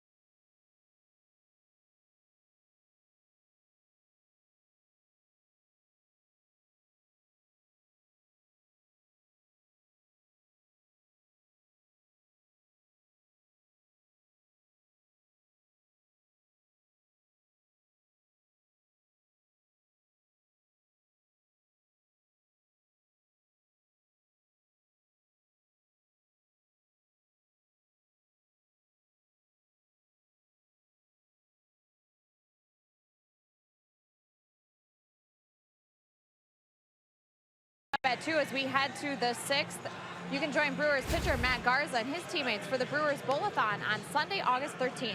Enjoy a silent auction and, of course, bowling with Brewers players while raising money for the Joy House, a shelter to help women and children reclaim their lives from homelessness.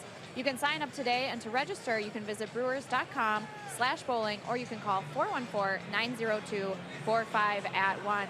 Brett Phillips struck out in his last at-bat, but BA and Rocky were talking about maybe how he was feeling coming up for his Major League debut. I asked him how he was feeling. He said, I did not sleep one wink last night. He said, not at all. But he said, overall, I feel really good. He thought that it might actually be better. He said, I won't be too amped up. He said, I might actually be more focused. So there you go. Well, we shall see.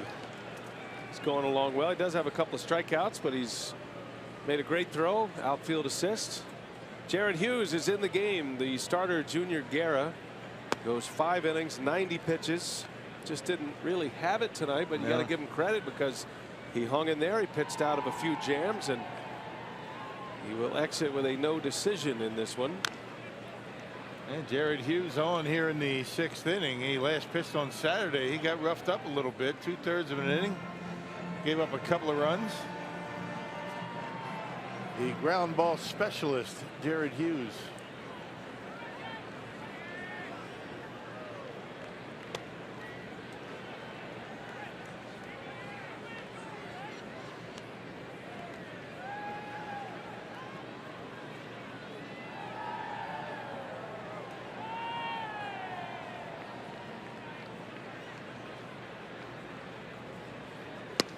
There's a wave and a miss, and Pence is gone. Hughes with a strikeout. It's a big game for Jared Hughes, an opportunity to get back on track. He's still trying to find his way as that extreme ground ball pitcher. Yeah, boy, that one hit some bite, huh? Yeah, a little off the outside corner. More of a tail than a sink. Kind of moved as it got the home plate back on the corner. Joe Panik now. 1 out in the 6th. That's a strike.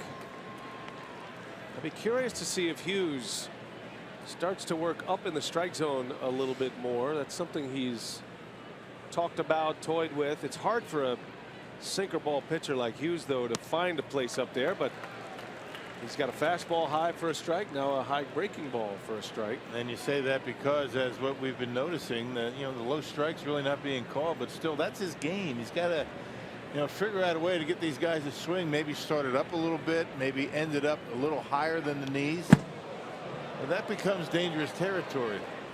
Still a work in progress. Yeah, just missed a little bit up.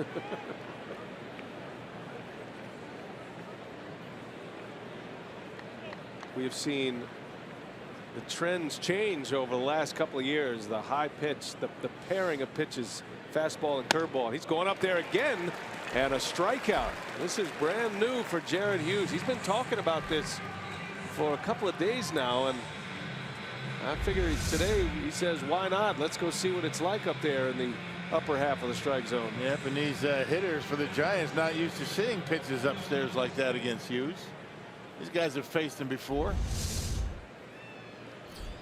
And your entire life as a pitcher, you're told to keep the ball down, keep the ball down. He did go, unable to check his swing. That's strike 1 on Calixte.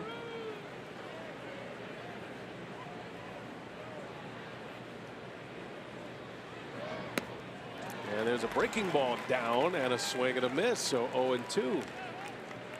Talk about a guy totally immersed in his outing right here. I mean, you talk about every breath he takes.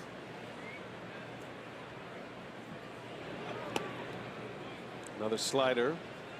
Such a laid back, just kind of a happy-go-lucky guy when you see him around the ballpark. But when he takes that mound, totally different animal. Hughes at one time with the Pirates was one of the best at coming into a situation with inherited runners and getting double plays and ground ball outs. He was the guy that could get a starter out of a jam. Clint Hurdle used him often and called him one of his favorites. Yikes. That is a big time fastball at 95 with some bite. What an inning. The best as a Brewer for Jared Hughes. He might have found something. Strikes out Pence. Gets Panik upstairs. And then back to that low sinker to strike out Calixte.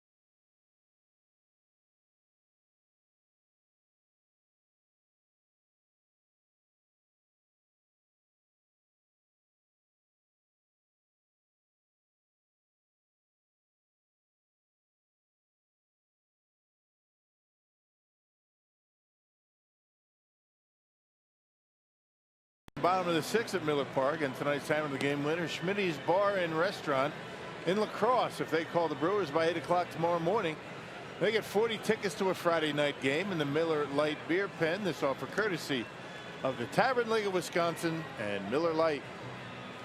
Say hi to all of our friends in La Crosse. The Damian Miller territory, isn't it? He might be in Schmitty's right now. You never know. Well, hey, Damian, how you doing, bud? Just getting off the river, doing some fishing. Former Brewer catcher. Yeah. Keon Broxton will pinch hit. So the end of the night for Hughes. What an impressive inning for Jared Hughes. Pitching much quicker pace, and well, his stuff was electric here tonight.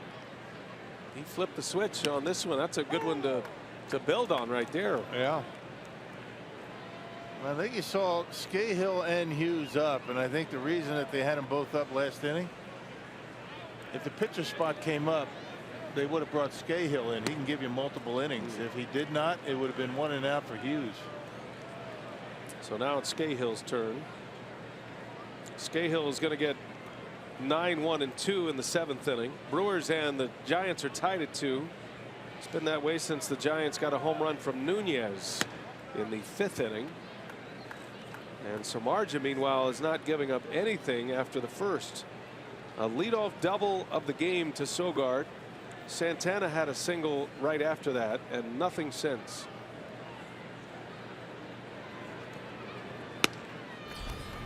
Brewers got a sac fly from Perez. And then the second run came in on a throwing error from left field. 2 balls, 2 strikes. And Broxton is down on strikes. Number 6 for Samardzija. And that time on the slider that time, and just working everything in there. We've seen the curveball, the splitter. This is the slider that gets Broxton. Just pounding the zone. He hasn't been behind in the count all that much tonight. He's racking them up. That's 3 consecutive strikeouts for Jeff Samardzija, starting with VR last inning. Top of the order now. Here's Sogard again.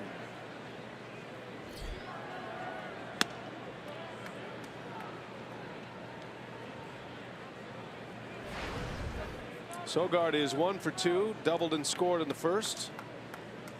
Had a 6-pitch at bat in that first inning, and ended with a double over the head of Pence in right.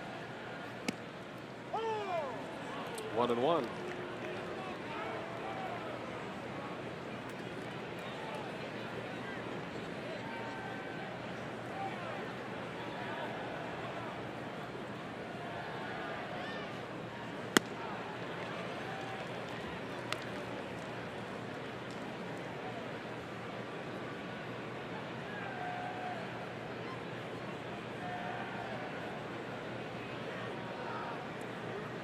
Sogard playing in his 20th game, his 11th start, and he's in the leadoff spot as the shortstop tonight. A wave and a miss. Samardzija strikes out Sogard. 4 consecutive Ks, and number 7 for Samardzija. Yeah, getting Sogard on a fastball in the outside corner.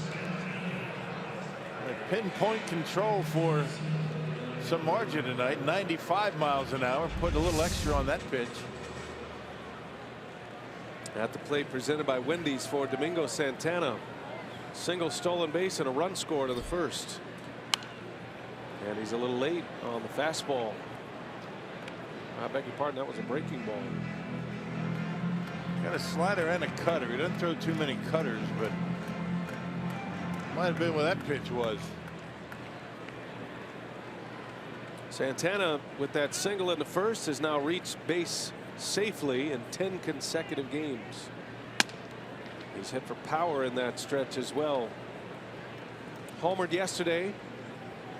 Homered Friday off Clayton Kershaw.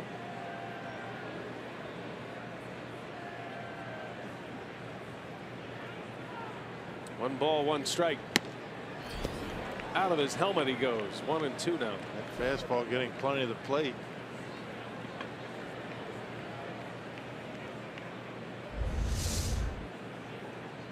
Normally a pitch at Santana is going to drive to right center. Just that little finishing kick on it, huh? Yeah, good finish is right. Santana just under it. 1 ball, 2 strikes. Able to get a piece of that one. Pitching Santana up and away. I mean, every pitch in this at bat has been up and away, and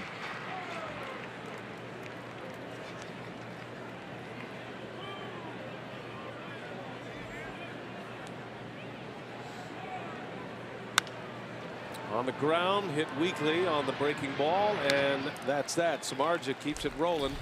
He's been tough. Samardzija with 16 straight retired as we go to the 7th.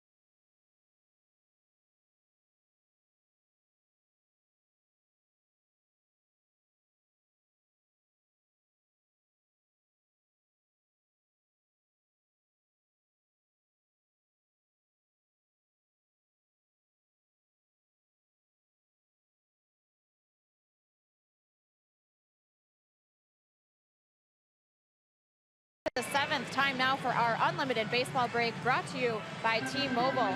Detroit starter Justin Verlander had an MRI on his right groin. It revealed no structural damage. He had to leave his start yesterday in the 3rd inning with tightness in that groin. They are not sure yet if he'll be able to make his net start. He has a 4-4 record on the season. More injury news: Jason Worth placed on the 10-day disabled list. He fouled a pitch off of his foot on Saturday, so he will go on the DL with that bruised left foot. And Cubs closer Wade Davis placed on the paternity list. He has a 2-0 record on the season with 12 saves for the Cubs. All right, Sophia, thanks for that. Brewers have a player on the paternity list as well, Travis Shaw, their everyday third baseman. Rob Scahill's coming in. The Brewers and the Giants are tied at 2 as we go to the 7th. yeah, first appearance for Scahill on the homestand. He last pitched on Wednesday at New York against the Mets. Gave up a run in an inning of work. Samardzija on the first pitch, bounces to Sogard. Out number 1. I was having some math problems last inning, Rock. I apologize. Samardzija's retired 18 straight, not 16. 18 in a row he's retired. That's since pretty the good. 2 hits in the first inning. Yeah, well, we were close. Yes, around. It's an even number. Mostly I can't read my own handwriting. See, at least you go there. I know if I start adding that stuff up, it's going to be wrong. So I would just say he has been throwing well. The Brewers haven't had a base runner. That's the kind of analysis we expect. Right. Expert analysis. Span takes a strike. Got a couple of former Pirates in there for the Brewers. Hughes was impressive. Struck out the side in the 6th inning, and now Scahill has the 7th, and I would imagine if things are clean, he'll get the 8th as well. Obviously, Counsell wants him to try to go multiples the way he's used the pinch hitter, and that's a bouncer by Span, and there is out number 2. Yeah, Scahill is another guy that can get some ground ball outs. Good sinker slider combination. And the reason he's in there now after the pitcher's spot was used in the batting order is that because he does want Scahill to go multiple innings.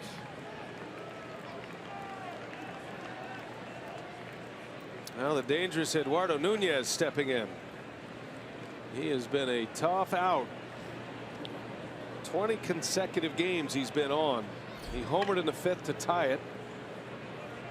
Junior Guerra went 5 innings. Didn't look himself here tonight. Velocity down a little bit. Didn't throw as many splitters as he normally does. Guerra tried to sneak a fastball by Nunez in that 5th inning, and Eduardo sent one off the facing of the Lowe's level out there. His 4th homer and his 2nd homer in as many games. Yeah, Junior just couldn't figure out that split-fingered fastball tonight. He threw a couple good ones, but not too many. I think that last foul ball that Nunez hit buzzed his hands pretty good. He's asking for a little extra time before he digs in.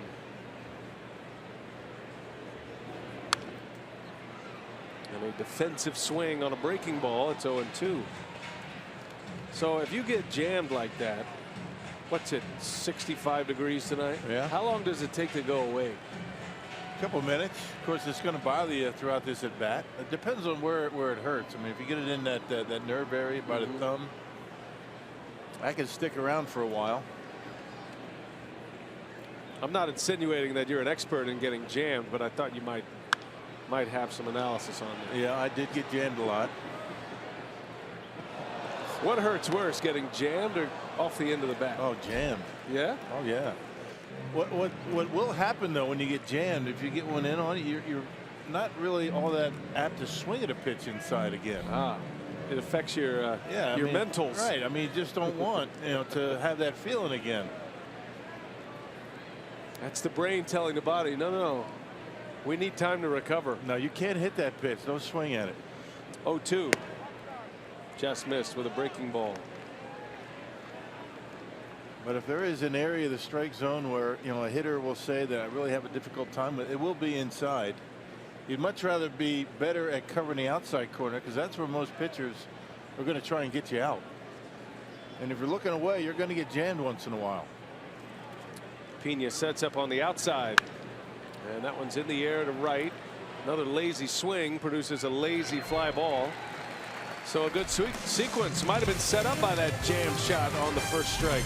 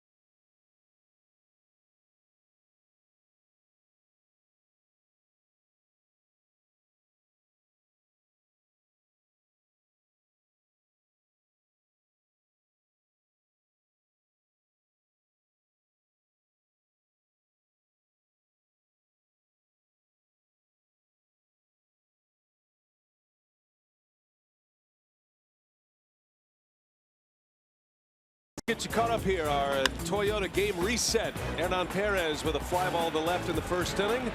It produced a run on a sacrifice fly, and then an error, that throwing error by Calixte allowed the second run to score. And that's been it for the Brewers. Meanwhile, the Giants get an RBI single from Joe Panik. Made it 2-1 in the 4th, and then Nunez with a home run to tie it in the 5th. Jeff Samardzija still out there. He begins his 7th inning of work, having retired 18 straight. 2-2 ball game. Brewers Giants game 1 of this 4-game series. Eric Dames leads off. Samardzija retired Thames on a fly ball to left in the first inning, and that started this string of 18 straight retired.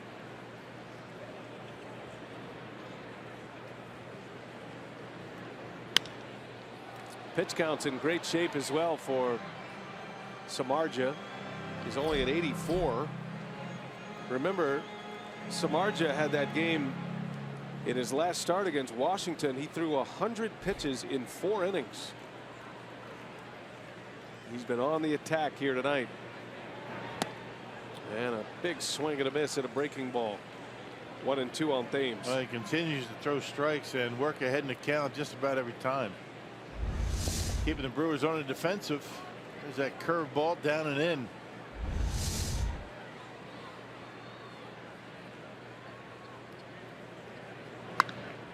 Hit sharply foul. Look out in the seats. Well, hopefully everybody's all right. That was in there quickly.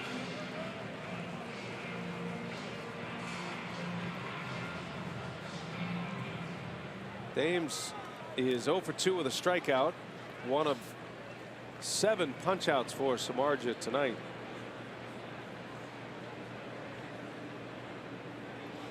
Another 1-2. 2-2 now. That might have been the splitter.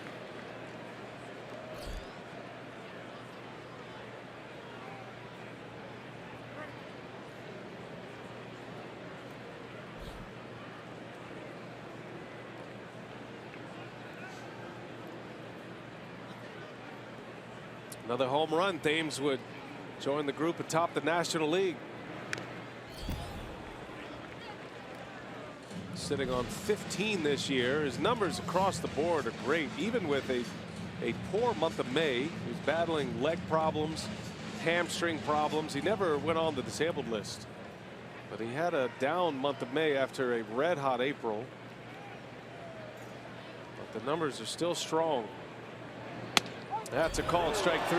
Samardzija surprised him with a fastball. Yep, borderline up and away. Thames wasn't sure about it, but I guess a little bit too close to take with 2 strikes. Ron Culpa has been calling that pitch tonight. The crew chief. 19 in a row for Samardzija. And now it's Hernan Perez. Little cue shot, foul. Got a report from the minor leagues tonight, Rock. Bubba Derby, who got the start for Biloxi AA level, took a no-hitter into the 6th. He ended up striking out 9 with no walks, 6 2/3 innings tonight. Nice. Congrats on a terrific start. 6 2/3 innings of no-hit baseball for Bubba. I tell you, the Brewers have a ton of talent in their minor league systems. I'm ready to say, I mean, a lot of good things happening down in the minor leagues at every level. Feels like a new name every night is doing something special. Perez into left field. That's going to get down. Base hit. Over to cut it off, Caliste, and on his way to second is Perez. The ball is bobbled out there. It's a double, and it snaps the string. It ends at 19 consecutive for Samardzija, and the Brewers put the go-ahead run in scoring position. Yeah, breaking ball from Samardzija left it up, and Perez got it down on the end of the bat. Yeah, hooked it down into the corner. And a 1-out double. Base hit should give the Brewers a lead. Perez with good speed. Hadn't made too many mistakes. That was one of them. First time he's been in the stretch since the first inning. Double number 11 for Perez to go along with his 6 homers. And it'll be the birthday boy Manny Pena now. 0 for 2, a couple of groundouts. Pena loves that first pitch. I'm sure Samardzija knows that. But if he tries to flip in a breaking ball for a strike, Pena is not afraid to swing at it. It's got some pop. And on the first pitch, a ground ball in the hole, bobbled by Crawford. Long throw is late. Manny Pena reaches. It's first and third now with one out. And not waiting around, picking on the first pitch. It was away. Samardzija really doing a lot of damage away. All of a sudden, the Brewers are starting to get some better swings. This is a play that Crawford makes in his sleep ordinarily. It's going to be a base hit, as it should. But he's really good on that backhand. He's got enough arm to get the out. He just bobbles it. And Pena reaches safely at first base. And Garza enjoying it. And now first and third, one away. Key spot right here for the Brew Crew. Bottom of the seventh, 2-2 game. Nick Franklin, the switch hitter, is on. Got the start today in left field.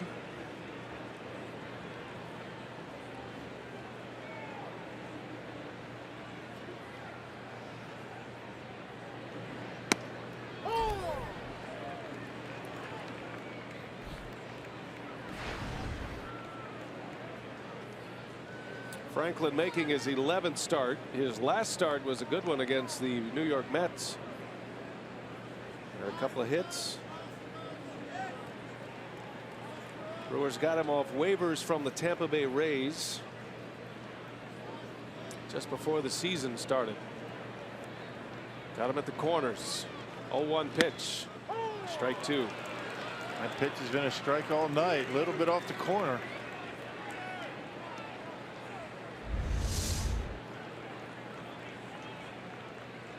And Posey sticks the landing and makes it look even better than it is. Giants set up to turn a double play. Franklin at the very least trying to get one in the air to the outfield. Perez, the runner at third, is fast. Posey jumping out of the box that time, maybe trying to keep Perez close.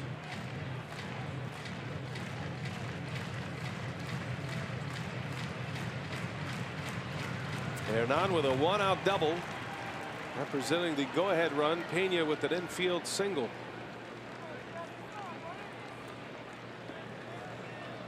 One ball, two strikes.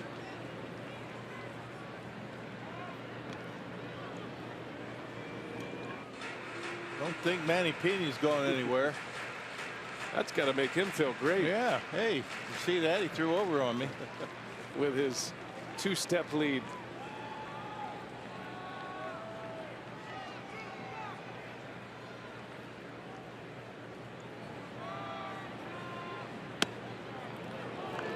Good eye. I tell you, that was out there on the edge. Didn't quite have the break Samardzija was looking for, and the count goes 2-2.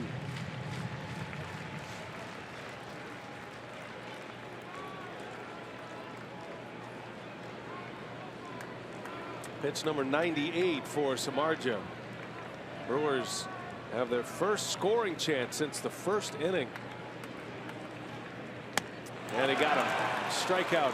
Went back out there, and Franklin couldn't hold up. Yep, 90 miles an hour, I think, was the cutter. Off the outside corner. Yep, exactly what it was. It had the spin, didn't break, but that was all it took. Just a little bit off the fastball to get Franklin out in front of it. That's a big out for Samardzija. So first and third, two outs for VR.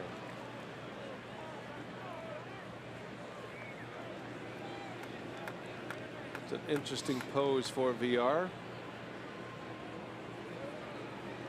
Samardzija's got his sign. I think that's the cutter Samardzija was looking for with Franklin, right? He just keeps trying to see how far Ron Culp was going to call that pitch off the corner.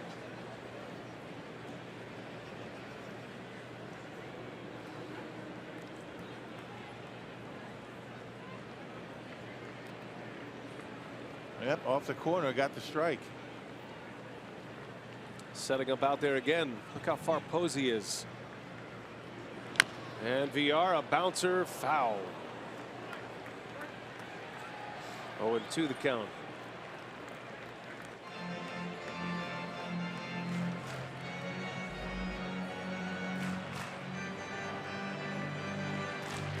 Brewers have him at the corners. 2 hits in the inning. A struggling hitter at the plate in Jonathan VR. He could use a moment here. This is a player the Brewers are desperately trying to get going at the plate again. He's down 0-2. Takes a ball up and away.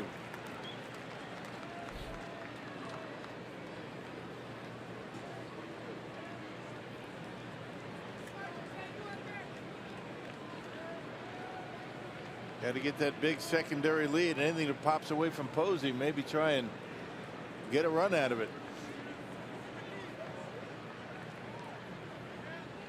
Here's a 1-2. Outside ball.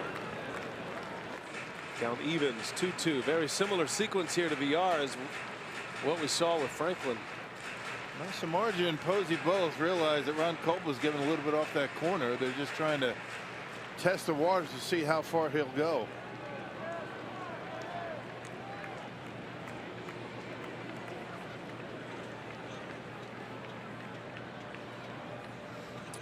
VR looking for a mistake. First and third, 2 gone, and a throw to first. Pena just falls down, touches the bag with his hand. Just a kind of a collapse. Half step, just fall down, and you're back. Play dead. If you're wondering, Pena does not have a stolen base in his career. And VR strikes out. Big opportunity loss for the Brewers. First and third, 1 out. Back-to-back Ks for Samardzija gives him 10.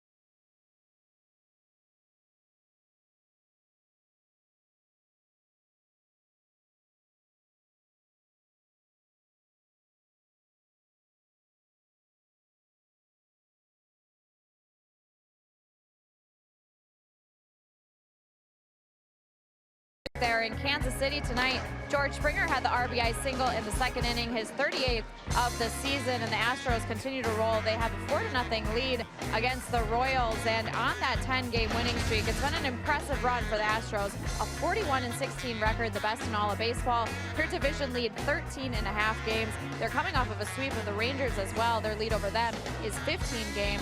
And during that streak, they're outscoring opponents 82-36. As a team, during that run, they're hitting .327, and they're averaging 8 runs a game. So it's been an impressive run here for the Astros, and they're continuing that tonight in Kansas City. Well, what a story, right? 41 wins already.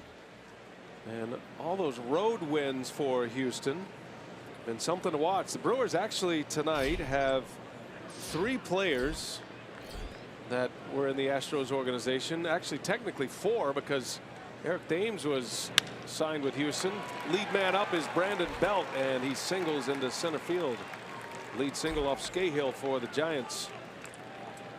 So the Brewers tapping into that Astros system a couple of years ago, and it didn't slow them down at all. They got plenty of prospects to cover, and what a team they have assembled. Yeah, tapped into the Astros organization, even with the Brewers' current general manager. That's right. Stole the GM, who was the assistant GM with Houston, David Stearns, under Jeff Luhnow.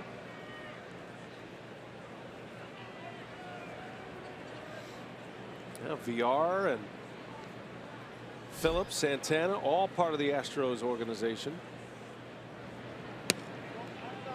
Buster Posey with a man on, nobody out. It's going to be a pivotal inning for the Brewers in this game.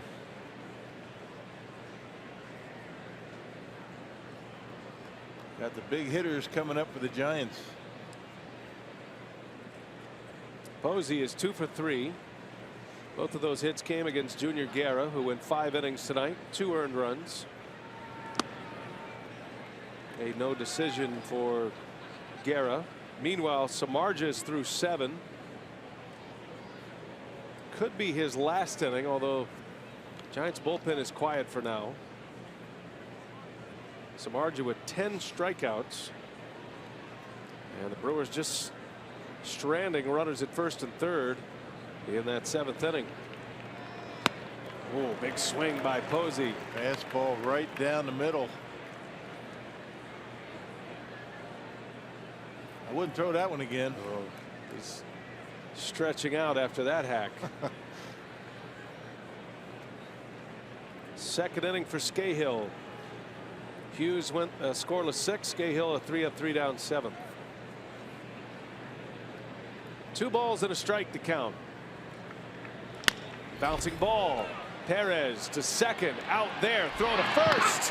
Not in time. And Posey hits the deck. Looks like he's all right. That's a good way to jam an ankle.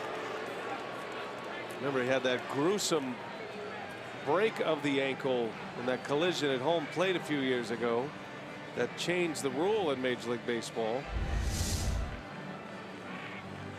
I'll tell you, Rob Scahill got away with 3 pitches that were pretty much right down the middle of the plate. It looks like Posey's safe.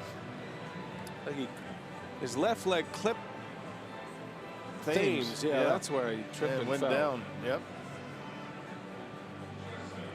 Right there. Yep.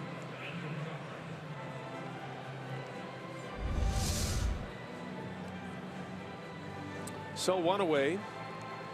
Posey at first. 5-4 on the putout at second base for the first out of the inning. Here's Brandon Crawford.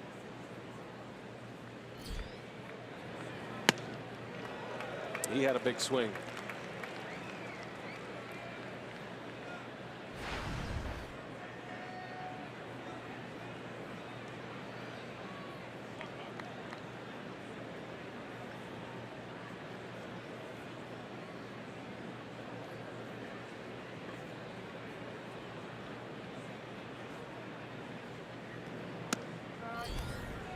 One ball, one strike. Crawford's one of those left-handers that likes the ball up a little bit, not as high as the one that he swung at a couple of pitches ago, but normally left-handers like it down and in. Crawford, a good high ball hitter.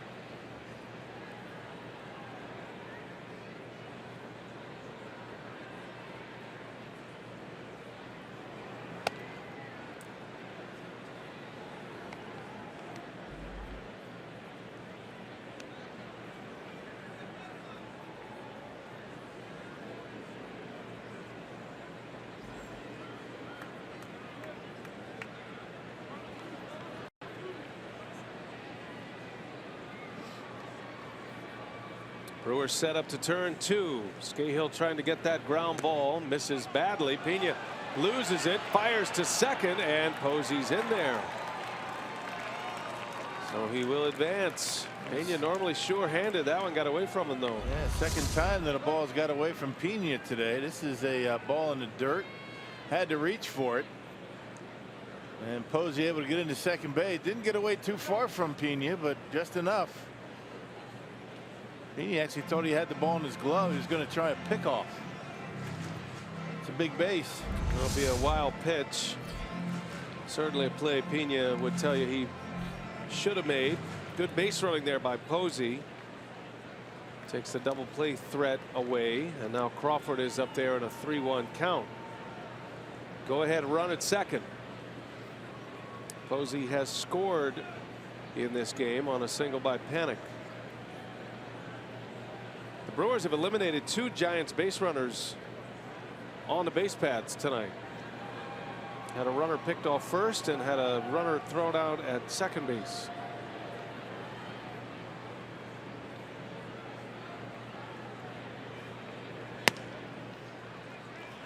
And he walked him, so 2 on now with 1 away. Brings up Hunter Pence. Well, Father's Day is coming up on Sunday, June 18th, and you can make plans to take Dad to the ballpark for the Brewers matchup with the Padres. First 20,000 fans at the ballpark that day will get a Brewers golf umbrella, courtesy of Palermo's Frozen Pizza. For tickets and details, go to Brewers.com. Hunter Pence will step in with 2 on and 1 away.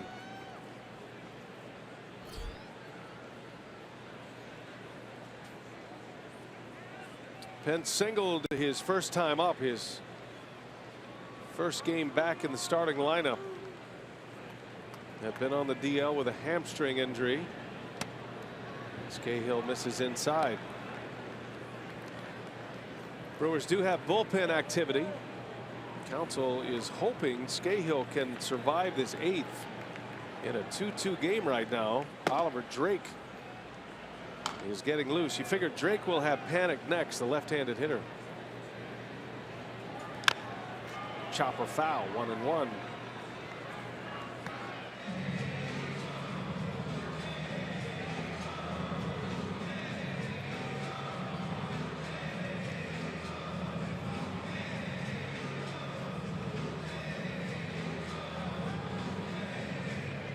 That was a couple of years there. Hunter Pence played every game.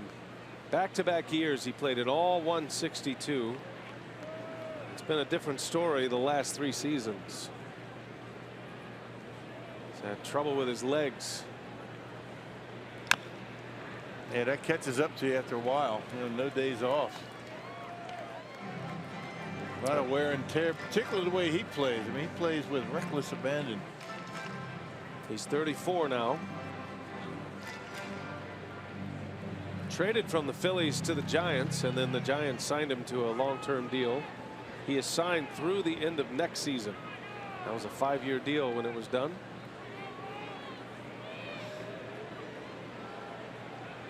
Scahill's got him 1-2. And it's in the air, center field, going back on it. Phillips at the track, he makes a catch. Tagging at second is Posey. Crawford tags as well.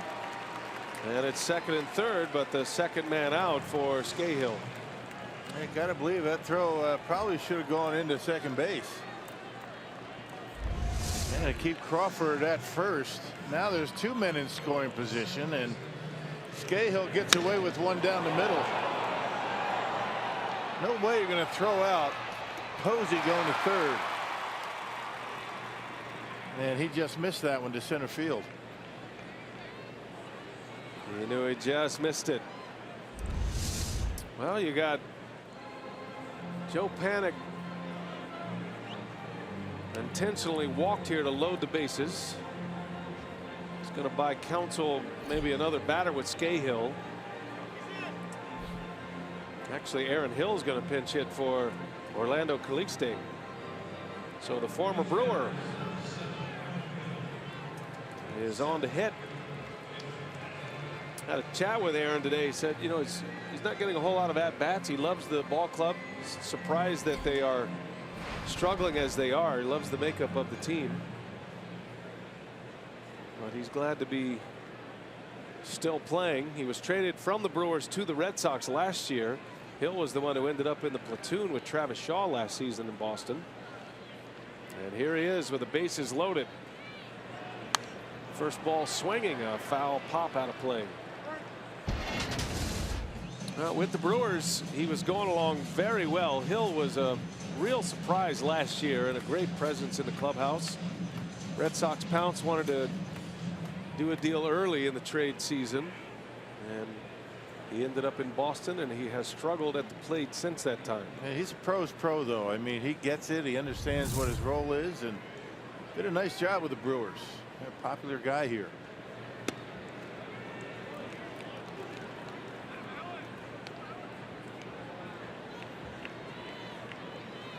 And that last pitch, look, it was pretty good, but the problem was that Pena was setting up inside.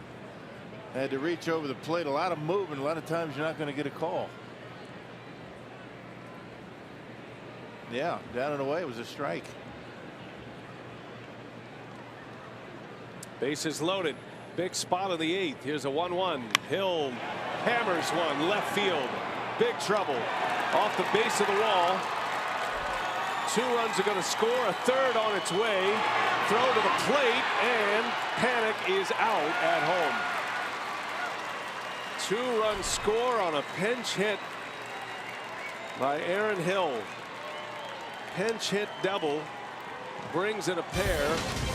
Brewers cut down a run at home, but now going to have to play from behind. Hill delivers a big one. This throw went into second base by Franklin, and it was VR who ends up cutting down Hill, or rather Panic, at the plate.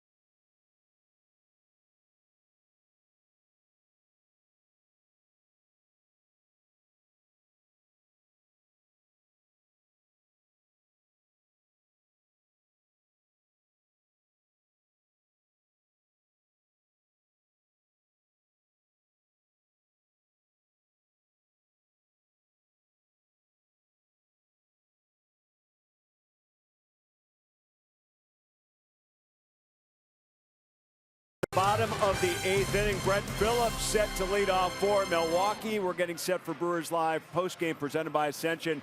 And he is our Jimmy John's delivery of the game with his big play in the outfield earlier in the game. Yeah, you know, Brett Phillips right here with Denard's man hits the ball in the gap. Boy, Phillips does a nice job in getting over there. Doesn't try to rush his throw, sets himself, and boy, what a cannon right there on the money. See you later, take a seat. All right, and that was a highlight moment in this game for Brett Phillips. Let's see what he can do at the plate now here. Still looking for his first major league hit. And we'll talk about this game here from Craig Counsell and the Brew Crew coming up. Brewers Live post game presented by Ascension, BA. All right, Craig and Davey, thanks. Aaron Hill with the double 2 RBI pinch hit. And it's a big one. Gorkys Hernandez will come into the game to play left field. And Bruce Bochy is going to let it ride with Jeff Samardzija, who is now in a position to win this game. 103 pitches thus far through the first 7 innings. Samardzija deals strike 1 to Phillips. Yeah, just a few too many pitches over the heart of the plate for Scahill, and the Giants finally capitalized.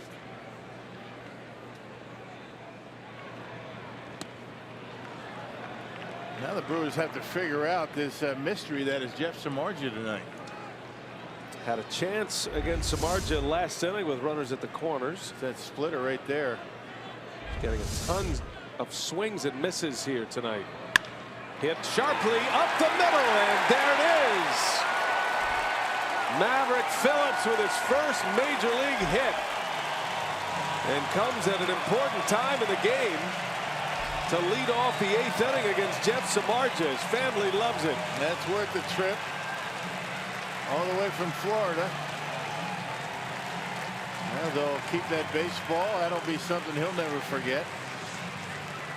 And more importantly, the tying run now comes to home plate. Well, what a feeling. What a moment for him. First big league hit in his 3rd at bat. Comes against Jeff Samardzija in a clutch spot.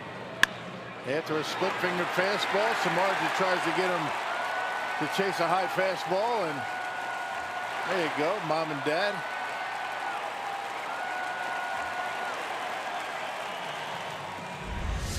She's got that recorded on her smartphone. I get a copy of that.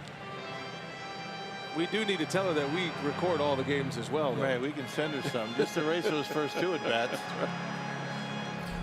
Well, it'll be Jesus Aguilar now, pinch hitting here in the 8th. Big power hitter coming up. Brewers down 2. Bruce Bochy letting it ride. It's not the same old Giants bullpen that they've had in the past. I mean, the bullpen with the Giants in years past has been shut down, locked down, no chance. Not quite the same this year. He's got one lefty out there in the bullpen, Osich, who's loosening now. As a pinch hitter this year, Aguilar's been good. 6 for 24, has a homer, and he's driven in 5 runs as a pinch hitter.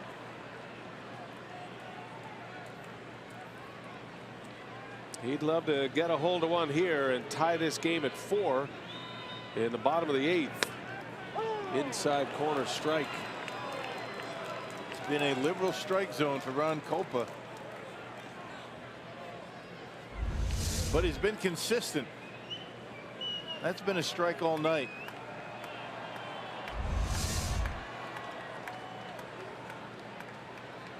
Sogard due next. Left-handed hitter.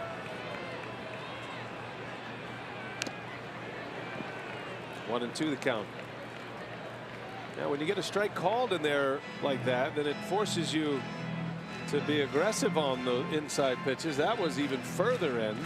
But if you're Aguilar, you can't take the chance. So if you call it a little bit off the inside corner, you throw it a little bit further. You get a swing or maybe get another call. Samardzija at one point had retired 19 straight. 3 of the last 5 hitters have hits, though. And a 1-2, and it is outside for a ball. 2-2 on Aguilar.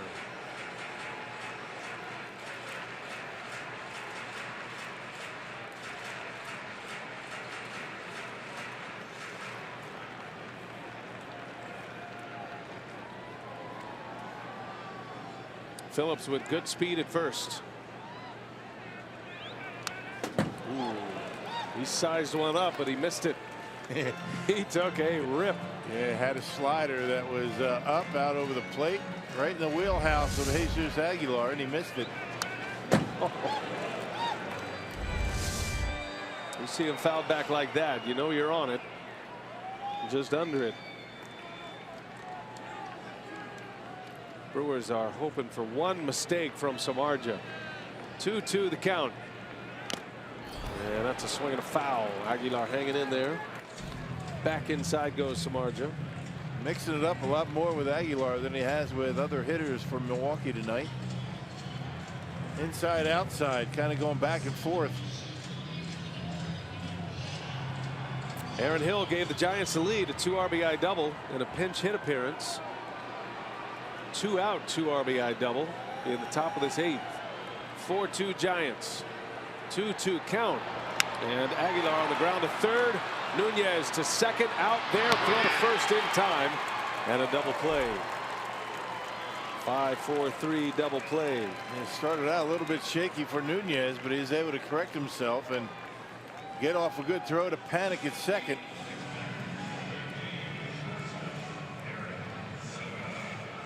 Aguilar got it down on the end of the bat a little bit, a slider. Kind of lost his footing a little bit than Nunez, but able to right the ship in time to be able to turn the double play. Base is empty. Samardzija back in the stretch, or rather in the windup. He'll face Eric Sogard.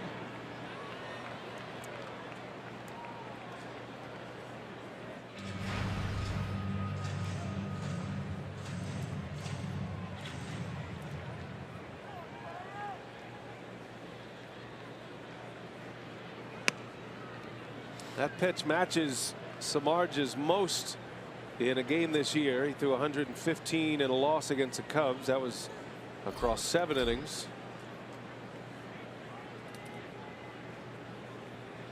.80 strikes. He's got great command. And he's thrown 4 pitches tonight. mixing it up nicely, keeping the Brewers off balance.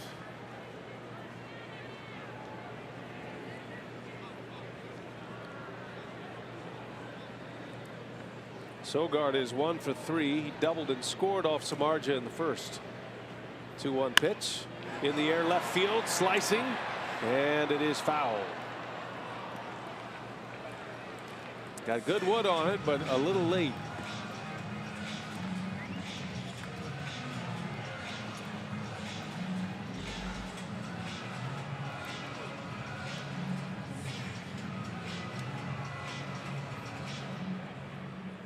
Craig Counsell deciding to split his lefties today in the lineup. Typically it's been Sogard and Thames, but Santana's due next with Thames to follow if Sogard can reach.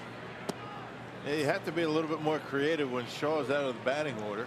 You know, Braun and Shaw both out. Braun did take batting practice today, by the way, his second day of BP on the field. Trying to get that calf strain back in order. Shaw's out on paternity leave. Sogard up the middle, a base hit. Slaps a single with 2 outs, and again the Brewers bring the tying run to the plate, and Bruce Bochy is on his way out. With Santana coming up, Bochy's going to go with a right-hander in the bullpen. So Samardzija cannot get through 8, but 7 2/3 impressive innings. And he'll exit with a man at first base. We'll set up the new pitcher after this.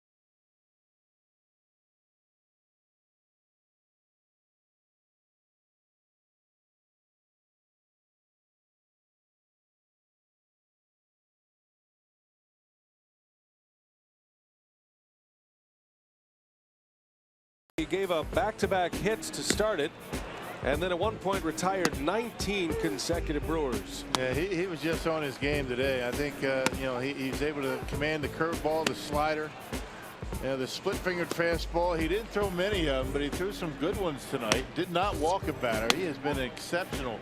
His last 8 starts, he's only walked 1 batter to go along with a ton of strikeouts. So he looking for his first win here at Miller Park in his career. It'll be Hunter Strickland on to pitch, and he'll face Domingo Santana. Takes a ball outside. Strickland is the pitcher that hit Bryce Harper and started that melee in San Francisco. Strickland is appealing a 6-game suspension. That game was on May 29th. Strickland has a hearing on June 13th, so he'll know his fate. He is a big strikeout pitcher. Averages more than a strikeout per inning pitched, and I'm sure that's what Bochy's looking for here. Santana with power, and he's been a hot hitter.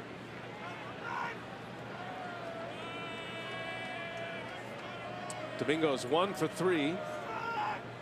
Tying run at the plate. 4-2 Giants. 2 outs in the 8th.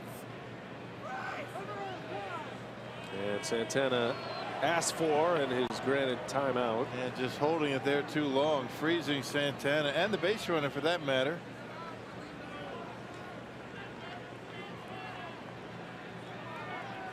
Santana's a good high velocity fastball hitter. He can handle the big heat, and he'll get plenty of it with Strickland. That one comes in at 96, right on the edge. He's been really tough against right-handed hitters this year, Strickland. A 159 opponent batting average for right-handers. Lefties though hit him pretty well. Yeah, lefty's hitting 367 off Strickland. Got a lefty due up next in Thames. Wow, that is an extremely wild pitch that bounces away from Posey. Puts a runner into scoring position. Sogard to second.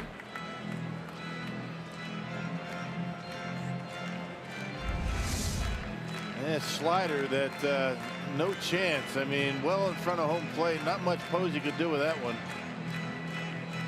Did go to glove on it, but that was not even close. Surprising Posey didn't get down there and block that one. That was, it had plenty of velocity. And a little backhand action. Might have bounced right over his head, actually. Yeah, those ones that bounce like 2 feet in front of home plate. Good luck. Well, Santana's seen a slider in the dirt. You know he's sitting on the fastball. 2-1 the count. And a fastball comes, and it's in there. 97 miles an hour. 2-2.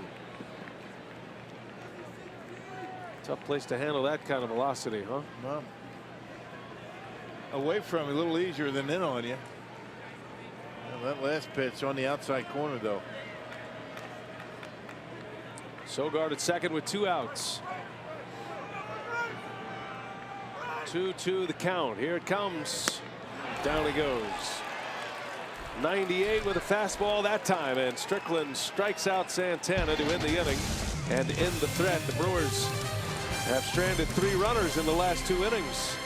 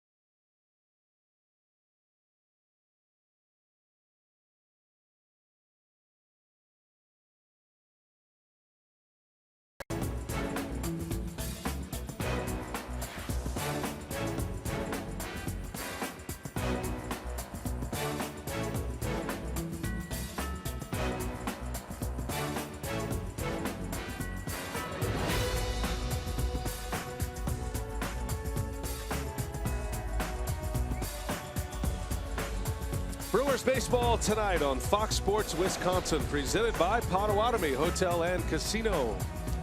Roof is open on a Monday night. The Brewers are down 4-2 as we go to the 9th. Neftali Feliz on to pitch for Milwaukee. Kelby Tomlinson is at the plate. And you see the numbers on Feliz, who began the year as the Brewer closer, was actually pretty good in closing situations, saving 8 of 9 opportunities. It was in the non-save situations that he struggled. Yeah, coming in and tie games, you know, late, gave up some runs, gave up some home runs in particular.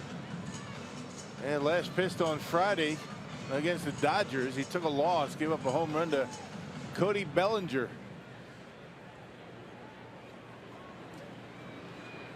Tomlinson pinch hitting, down 0-2. I believe we have the only 2 players in the major leagues who wear glasses. Really? In the ballpark right now. I believe they're the 2. Kelby Tomlinson and Eric Sogard. Double the nerd power. That's their words. They're Not the mine. only 2 wearing glasses, playing with glasses. Is that official? You just guessing? Yeah, it's a little bit of a guess.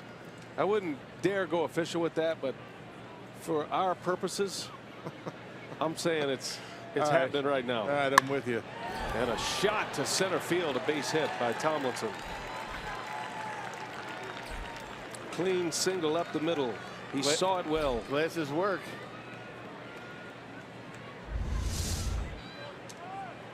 That big fastball down the middle, a little bit up, and Tomlinson able to level on it and hit it hard into center field. First base coaches don't count who wear glasses, by the way. I was just going to say. I know you were looking at that and you were already ready to chop me at the knees on that one. No, you said players. I wasn't going to go there.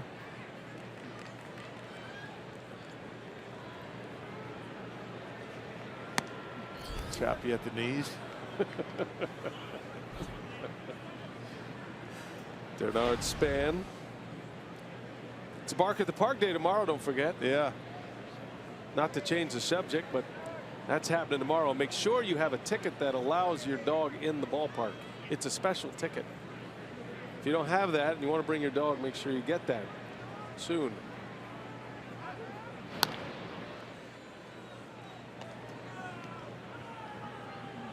Have you made a decision whether you're bringing your dog or not? It's going to be a game day decision, game time decision, because I got to see what kind of mood he's in. You're such a big guy to have such a little small dog. Yeah, but he plays big. He really does. He thinks he's a Rottweiler. Yeah. Pound for pound, he's the toughest dog you'll ever meet. Yeah, he's second in command in the Schroeder house. Little Rupert Dachshund. I'll have to see. Yep.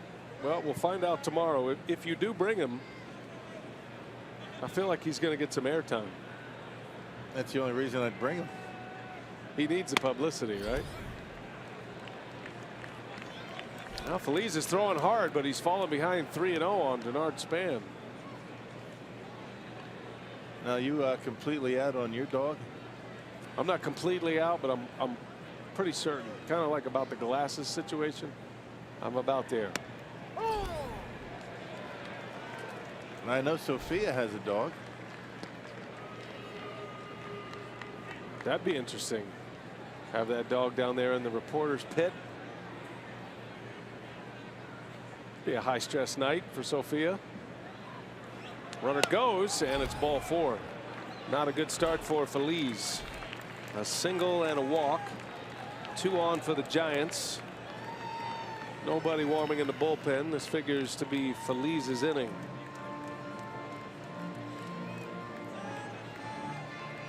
This was a tie game, 2-2 in the 8th with 2 outs. And Aaron Hill, pinch hitting for the Giants, doubled down the left field line to break the tie and put the Giants on top 4-2.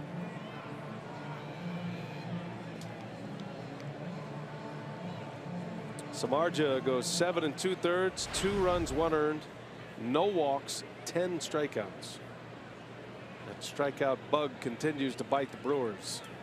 They've had a ton of them, 11 so far tonight. Eduardo Nunez with 2 on. 4 can make it 5 consecutive balls by Feliz.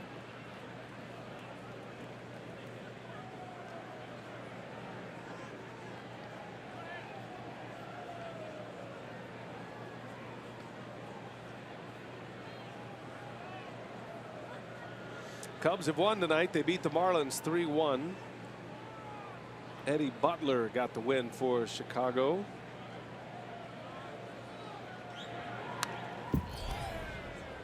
Brewers' lead in the Central is just 1 game. Brewers have played 2 more games than the Cubs, which is why the discrepancy.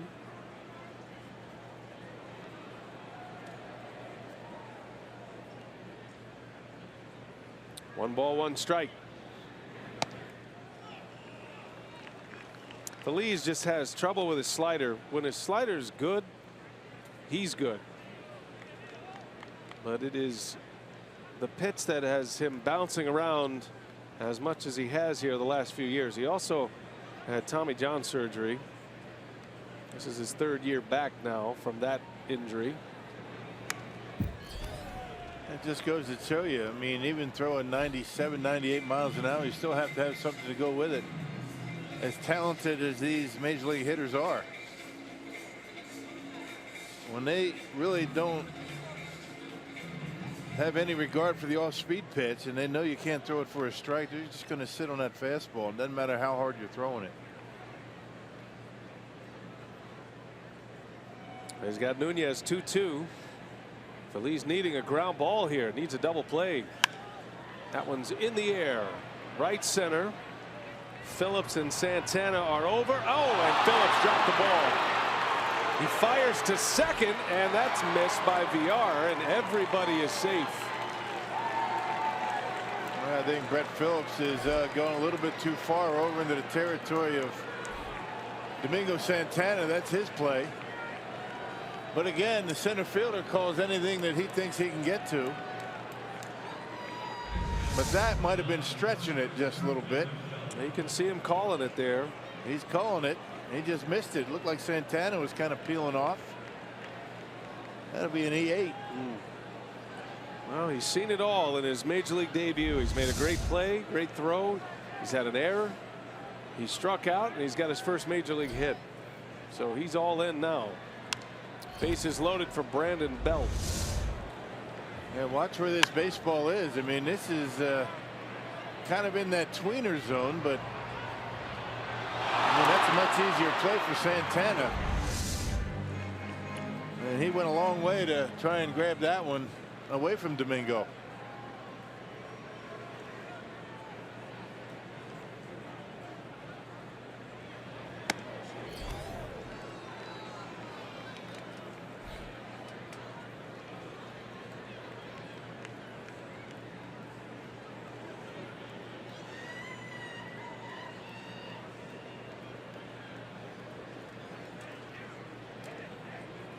Brandon Belt's been on twice tonight. He's got a walk and a single. He's 1 for 3.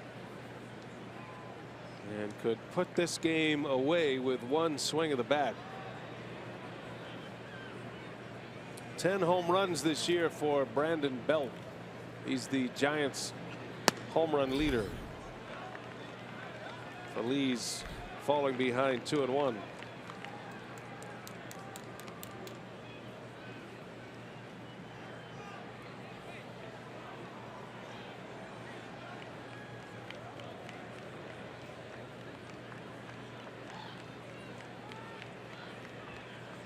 You can almost think along here with Manny Pena. Phillies is running out of options for pitches, especially with the bases loaded. Base hit. It's going to deliver 1 run. Tomlinson scores.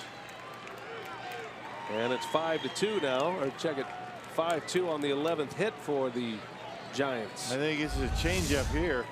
Yep, exactly what it is, 90 miles an hour, and that's the last place you want to leave one to Brandon Belt down in the zone. He likes it down there with the infield in, able to find right field, and now it's a 5-2 game.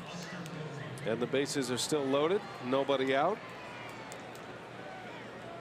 2 hits, a walk, and an error in this inning. No end in sight. Here's Buster Posey.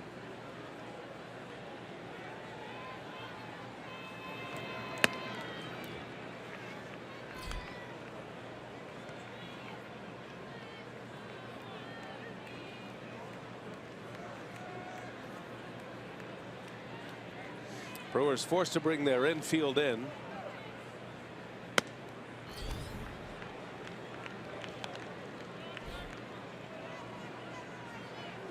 Already 21 pitches for Phillies.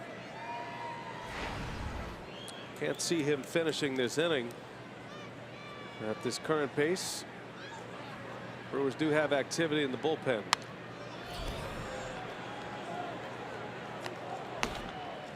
Willie Peralta.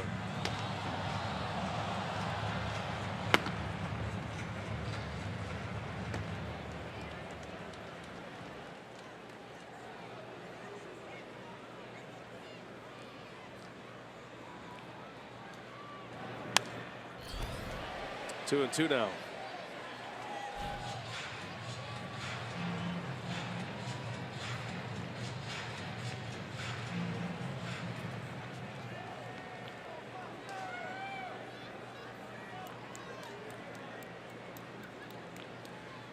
These two squared off in a World Series back in 2010.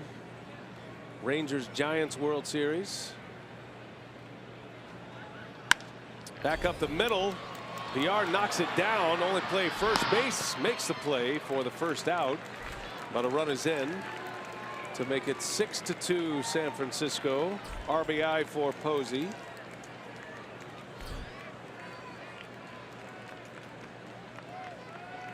Second and third now with one out. Yeah, Brewers positioned perfectly on that. That ball was hit hard right back through the middle. You can see where VR is playing, and he's playing in. And if he gets it on the backhand, he might be able to turn a double play, but still able to get one at first.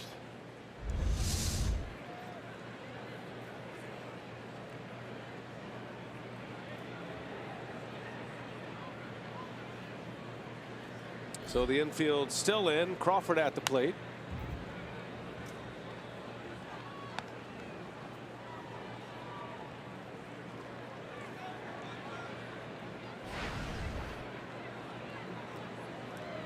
First of a 4-game series here with the Giants.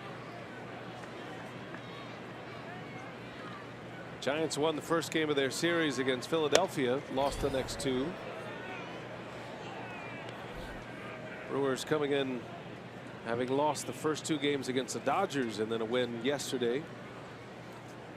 Brewers will have Chase Anderson tomorrow, then Jimmy Nelson Wednesday, and all signs point to Matt Garza able to make his start on Thursday after that collision with Jesus Aguilar.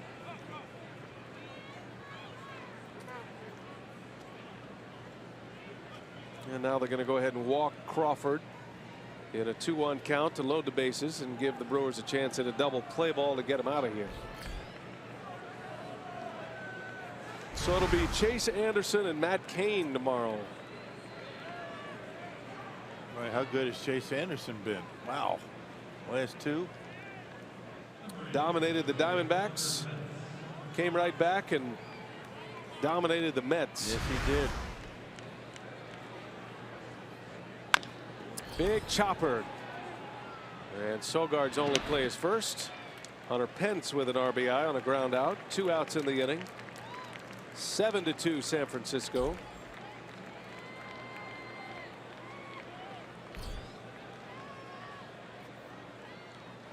This was a 2-2 game going to the 8th. Giants put 2 on the board in the 8th. They have 3 in right now.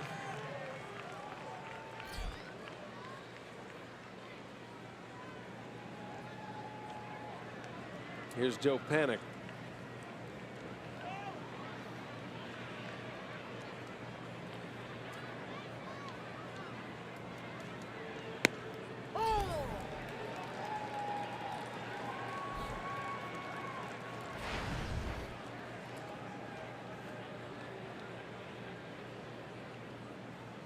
The Brewers will have Thames, Perez, and Pena coming up in the 9th. 0-2 to Panik. Mark Melancon. They're still going to bring him in, even though it's not going to be a safe situation. I guess you figure if you warm him up, might as well bring him in. Yep, get him up and ready. You bring him in the game.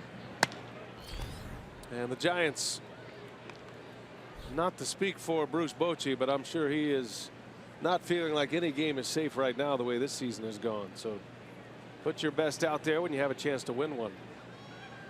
And he'll do just that. Sharply hit, backhanded by VR. Fires to first in time to end the inning, but the Giants score 3. And we're headed to the bottom of the ninth. 7-2 San Francisco. Last call for the Brewers.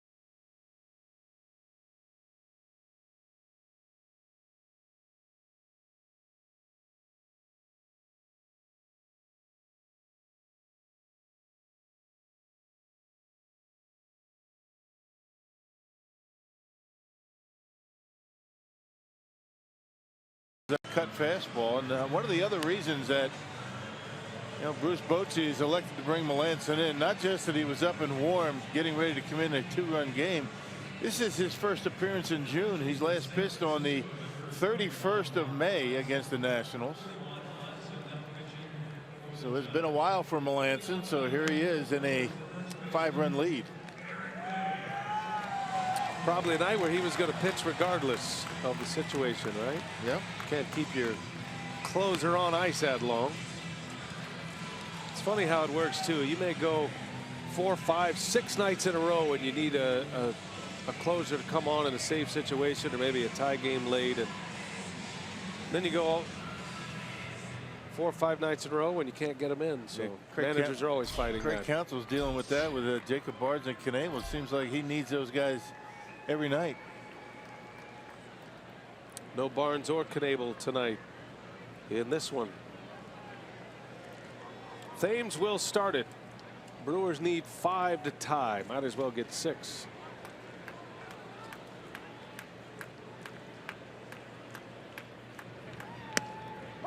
One encouraging sign tonight was the outing of Jared Hughes out of the bullpen. Bullpen's been a little beat up here lately and giving up some runs and letting late leads get away, but Hughes tonight was as good as we've seen him all year. Stuff was electric tonight. And getting a lot of mileage with high fastballs. Something he doesn't do very often. Struck out the side, did Hughes, in the 6th inning.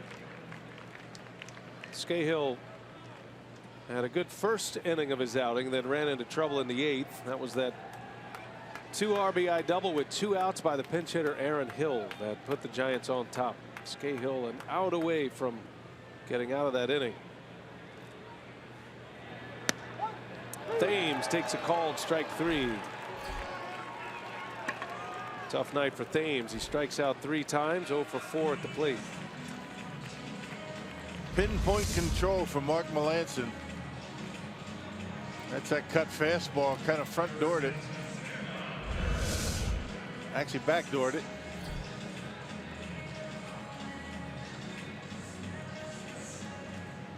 Hernan Perez will bat with one away. Don't forget, tomorrow we're on the air at 6 o'clock again Central Time. 6:40 first pitch. The Monday Tuesday games. That's right back to Melanson. Hot shot. Low throw. Dug out by Belt. Melanson gave Belt the same short hop he got off the bat of Perez. Says, you play one. 2 outs. With a lot less on it. This is a nice play by Melanson. Sticks the glove up there and scoop it. Never take anything for granted. I like how Belt plays that too. That's a good example of. And Melanson had no reaction whatsoever. Nothing like, you know, sorry or my bad, bad throw, nothing. Thanks for picking me up. That's what he's over there for. He's got a glove.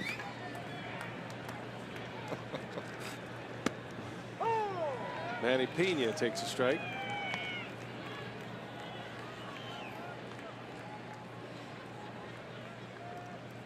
Well, Maverick Phillips made his big league debut. Has a lot to ponder tonight. Went through the whole gamut, I'm sure, of emotions. In this one, he got his first major league base hit.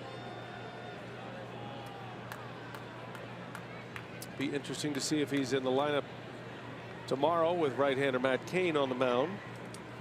Giants do have a lefty scheduled for Wednesday. Ty Block, who went the distance in a shutout in his last start. In the air, left center. And that's going to do it tonight. Giants score late, get 5 in the last 2 innings. Bruce Bochy and the Giants win the opener of this 4-game series. The Brewers drop to 30-28 on the year and will be in a virtual tie for first with the Chicago Cubs arriving to play tomorrow for game 2. 7-2 the final. Samardzija the winner. Scahill took the loss. And we are ready for Brewers Live. Craig Kashawn, Davey Nelson have it for you. Sophia with interviews. Let's check in with Craig Kashawn standing by. It's time for Brewers Live. Okay, BA, thanks very much. Giants do take game 1 here. We're going to look back at Brett Phillips' major league debut, here from Craig Counsell, and get you all set for game 2 coming up here tomorrow. Brewers Live. Post game is next.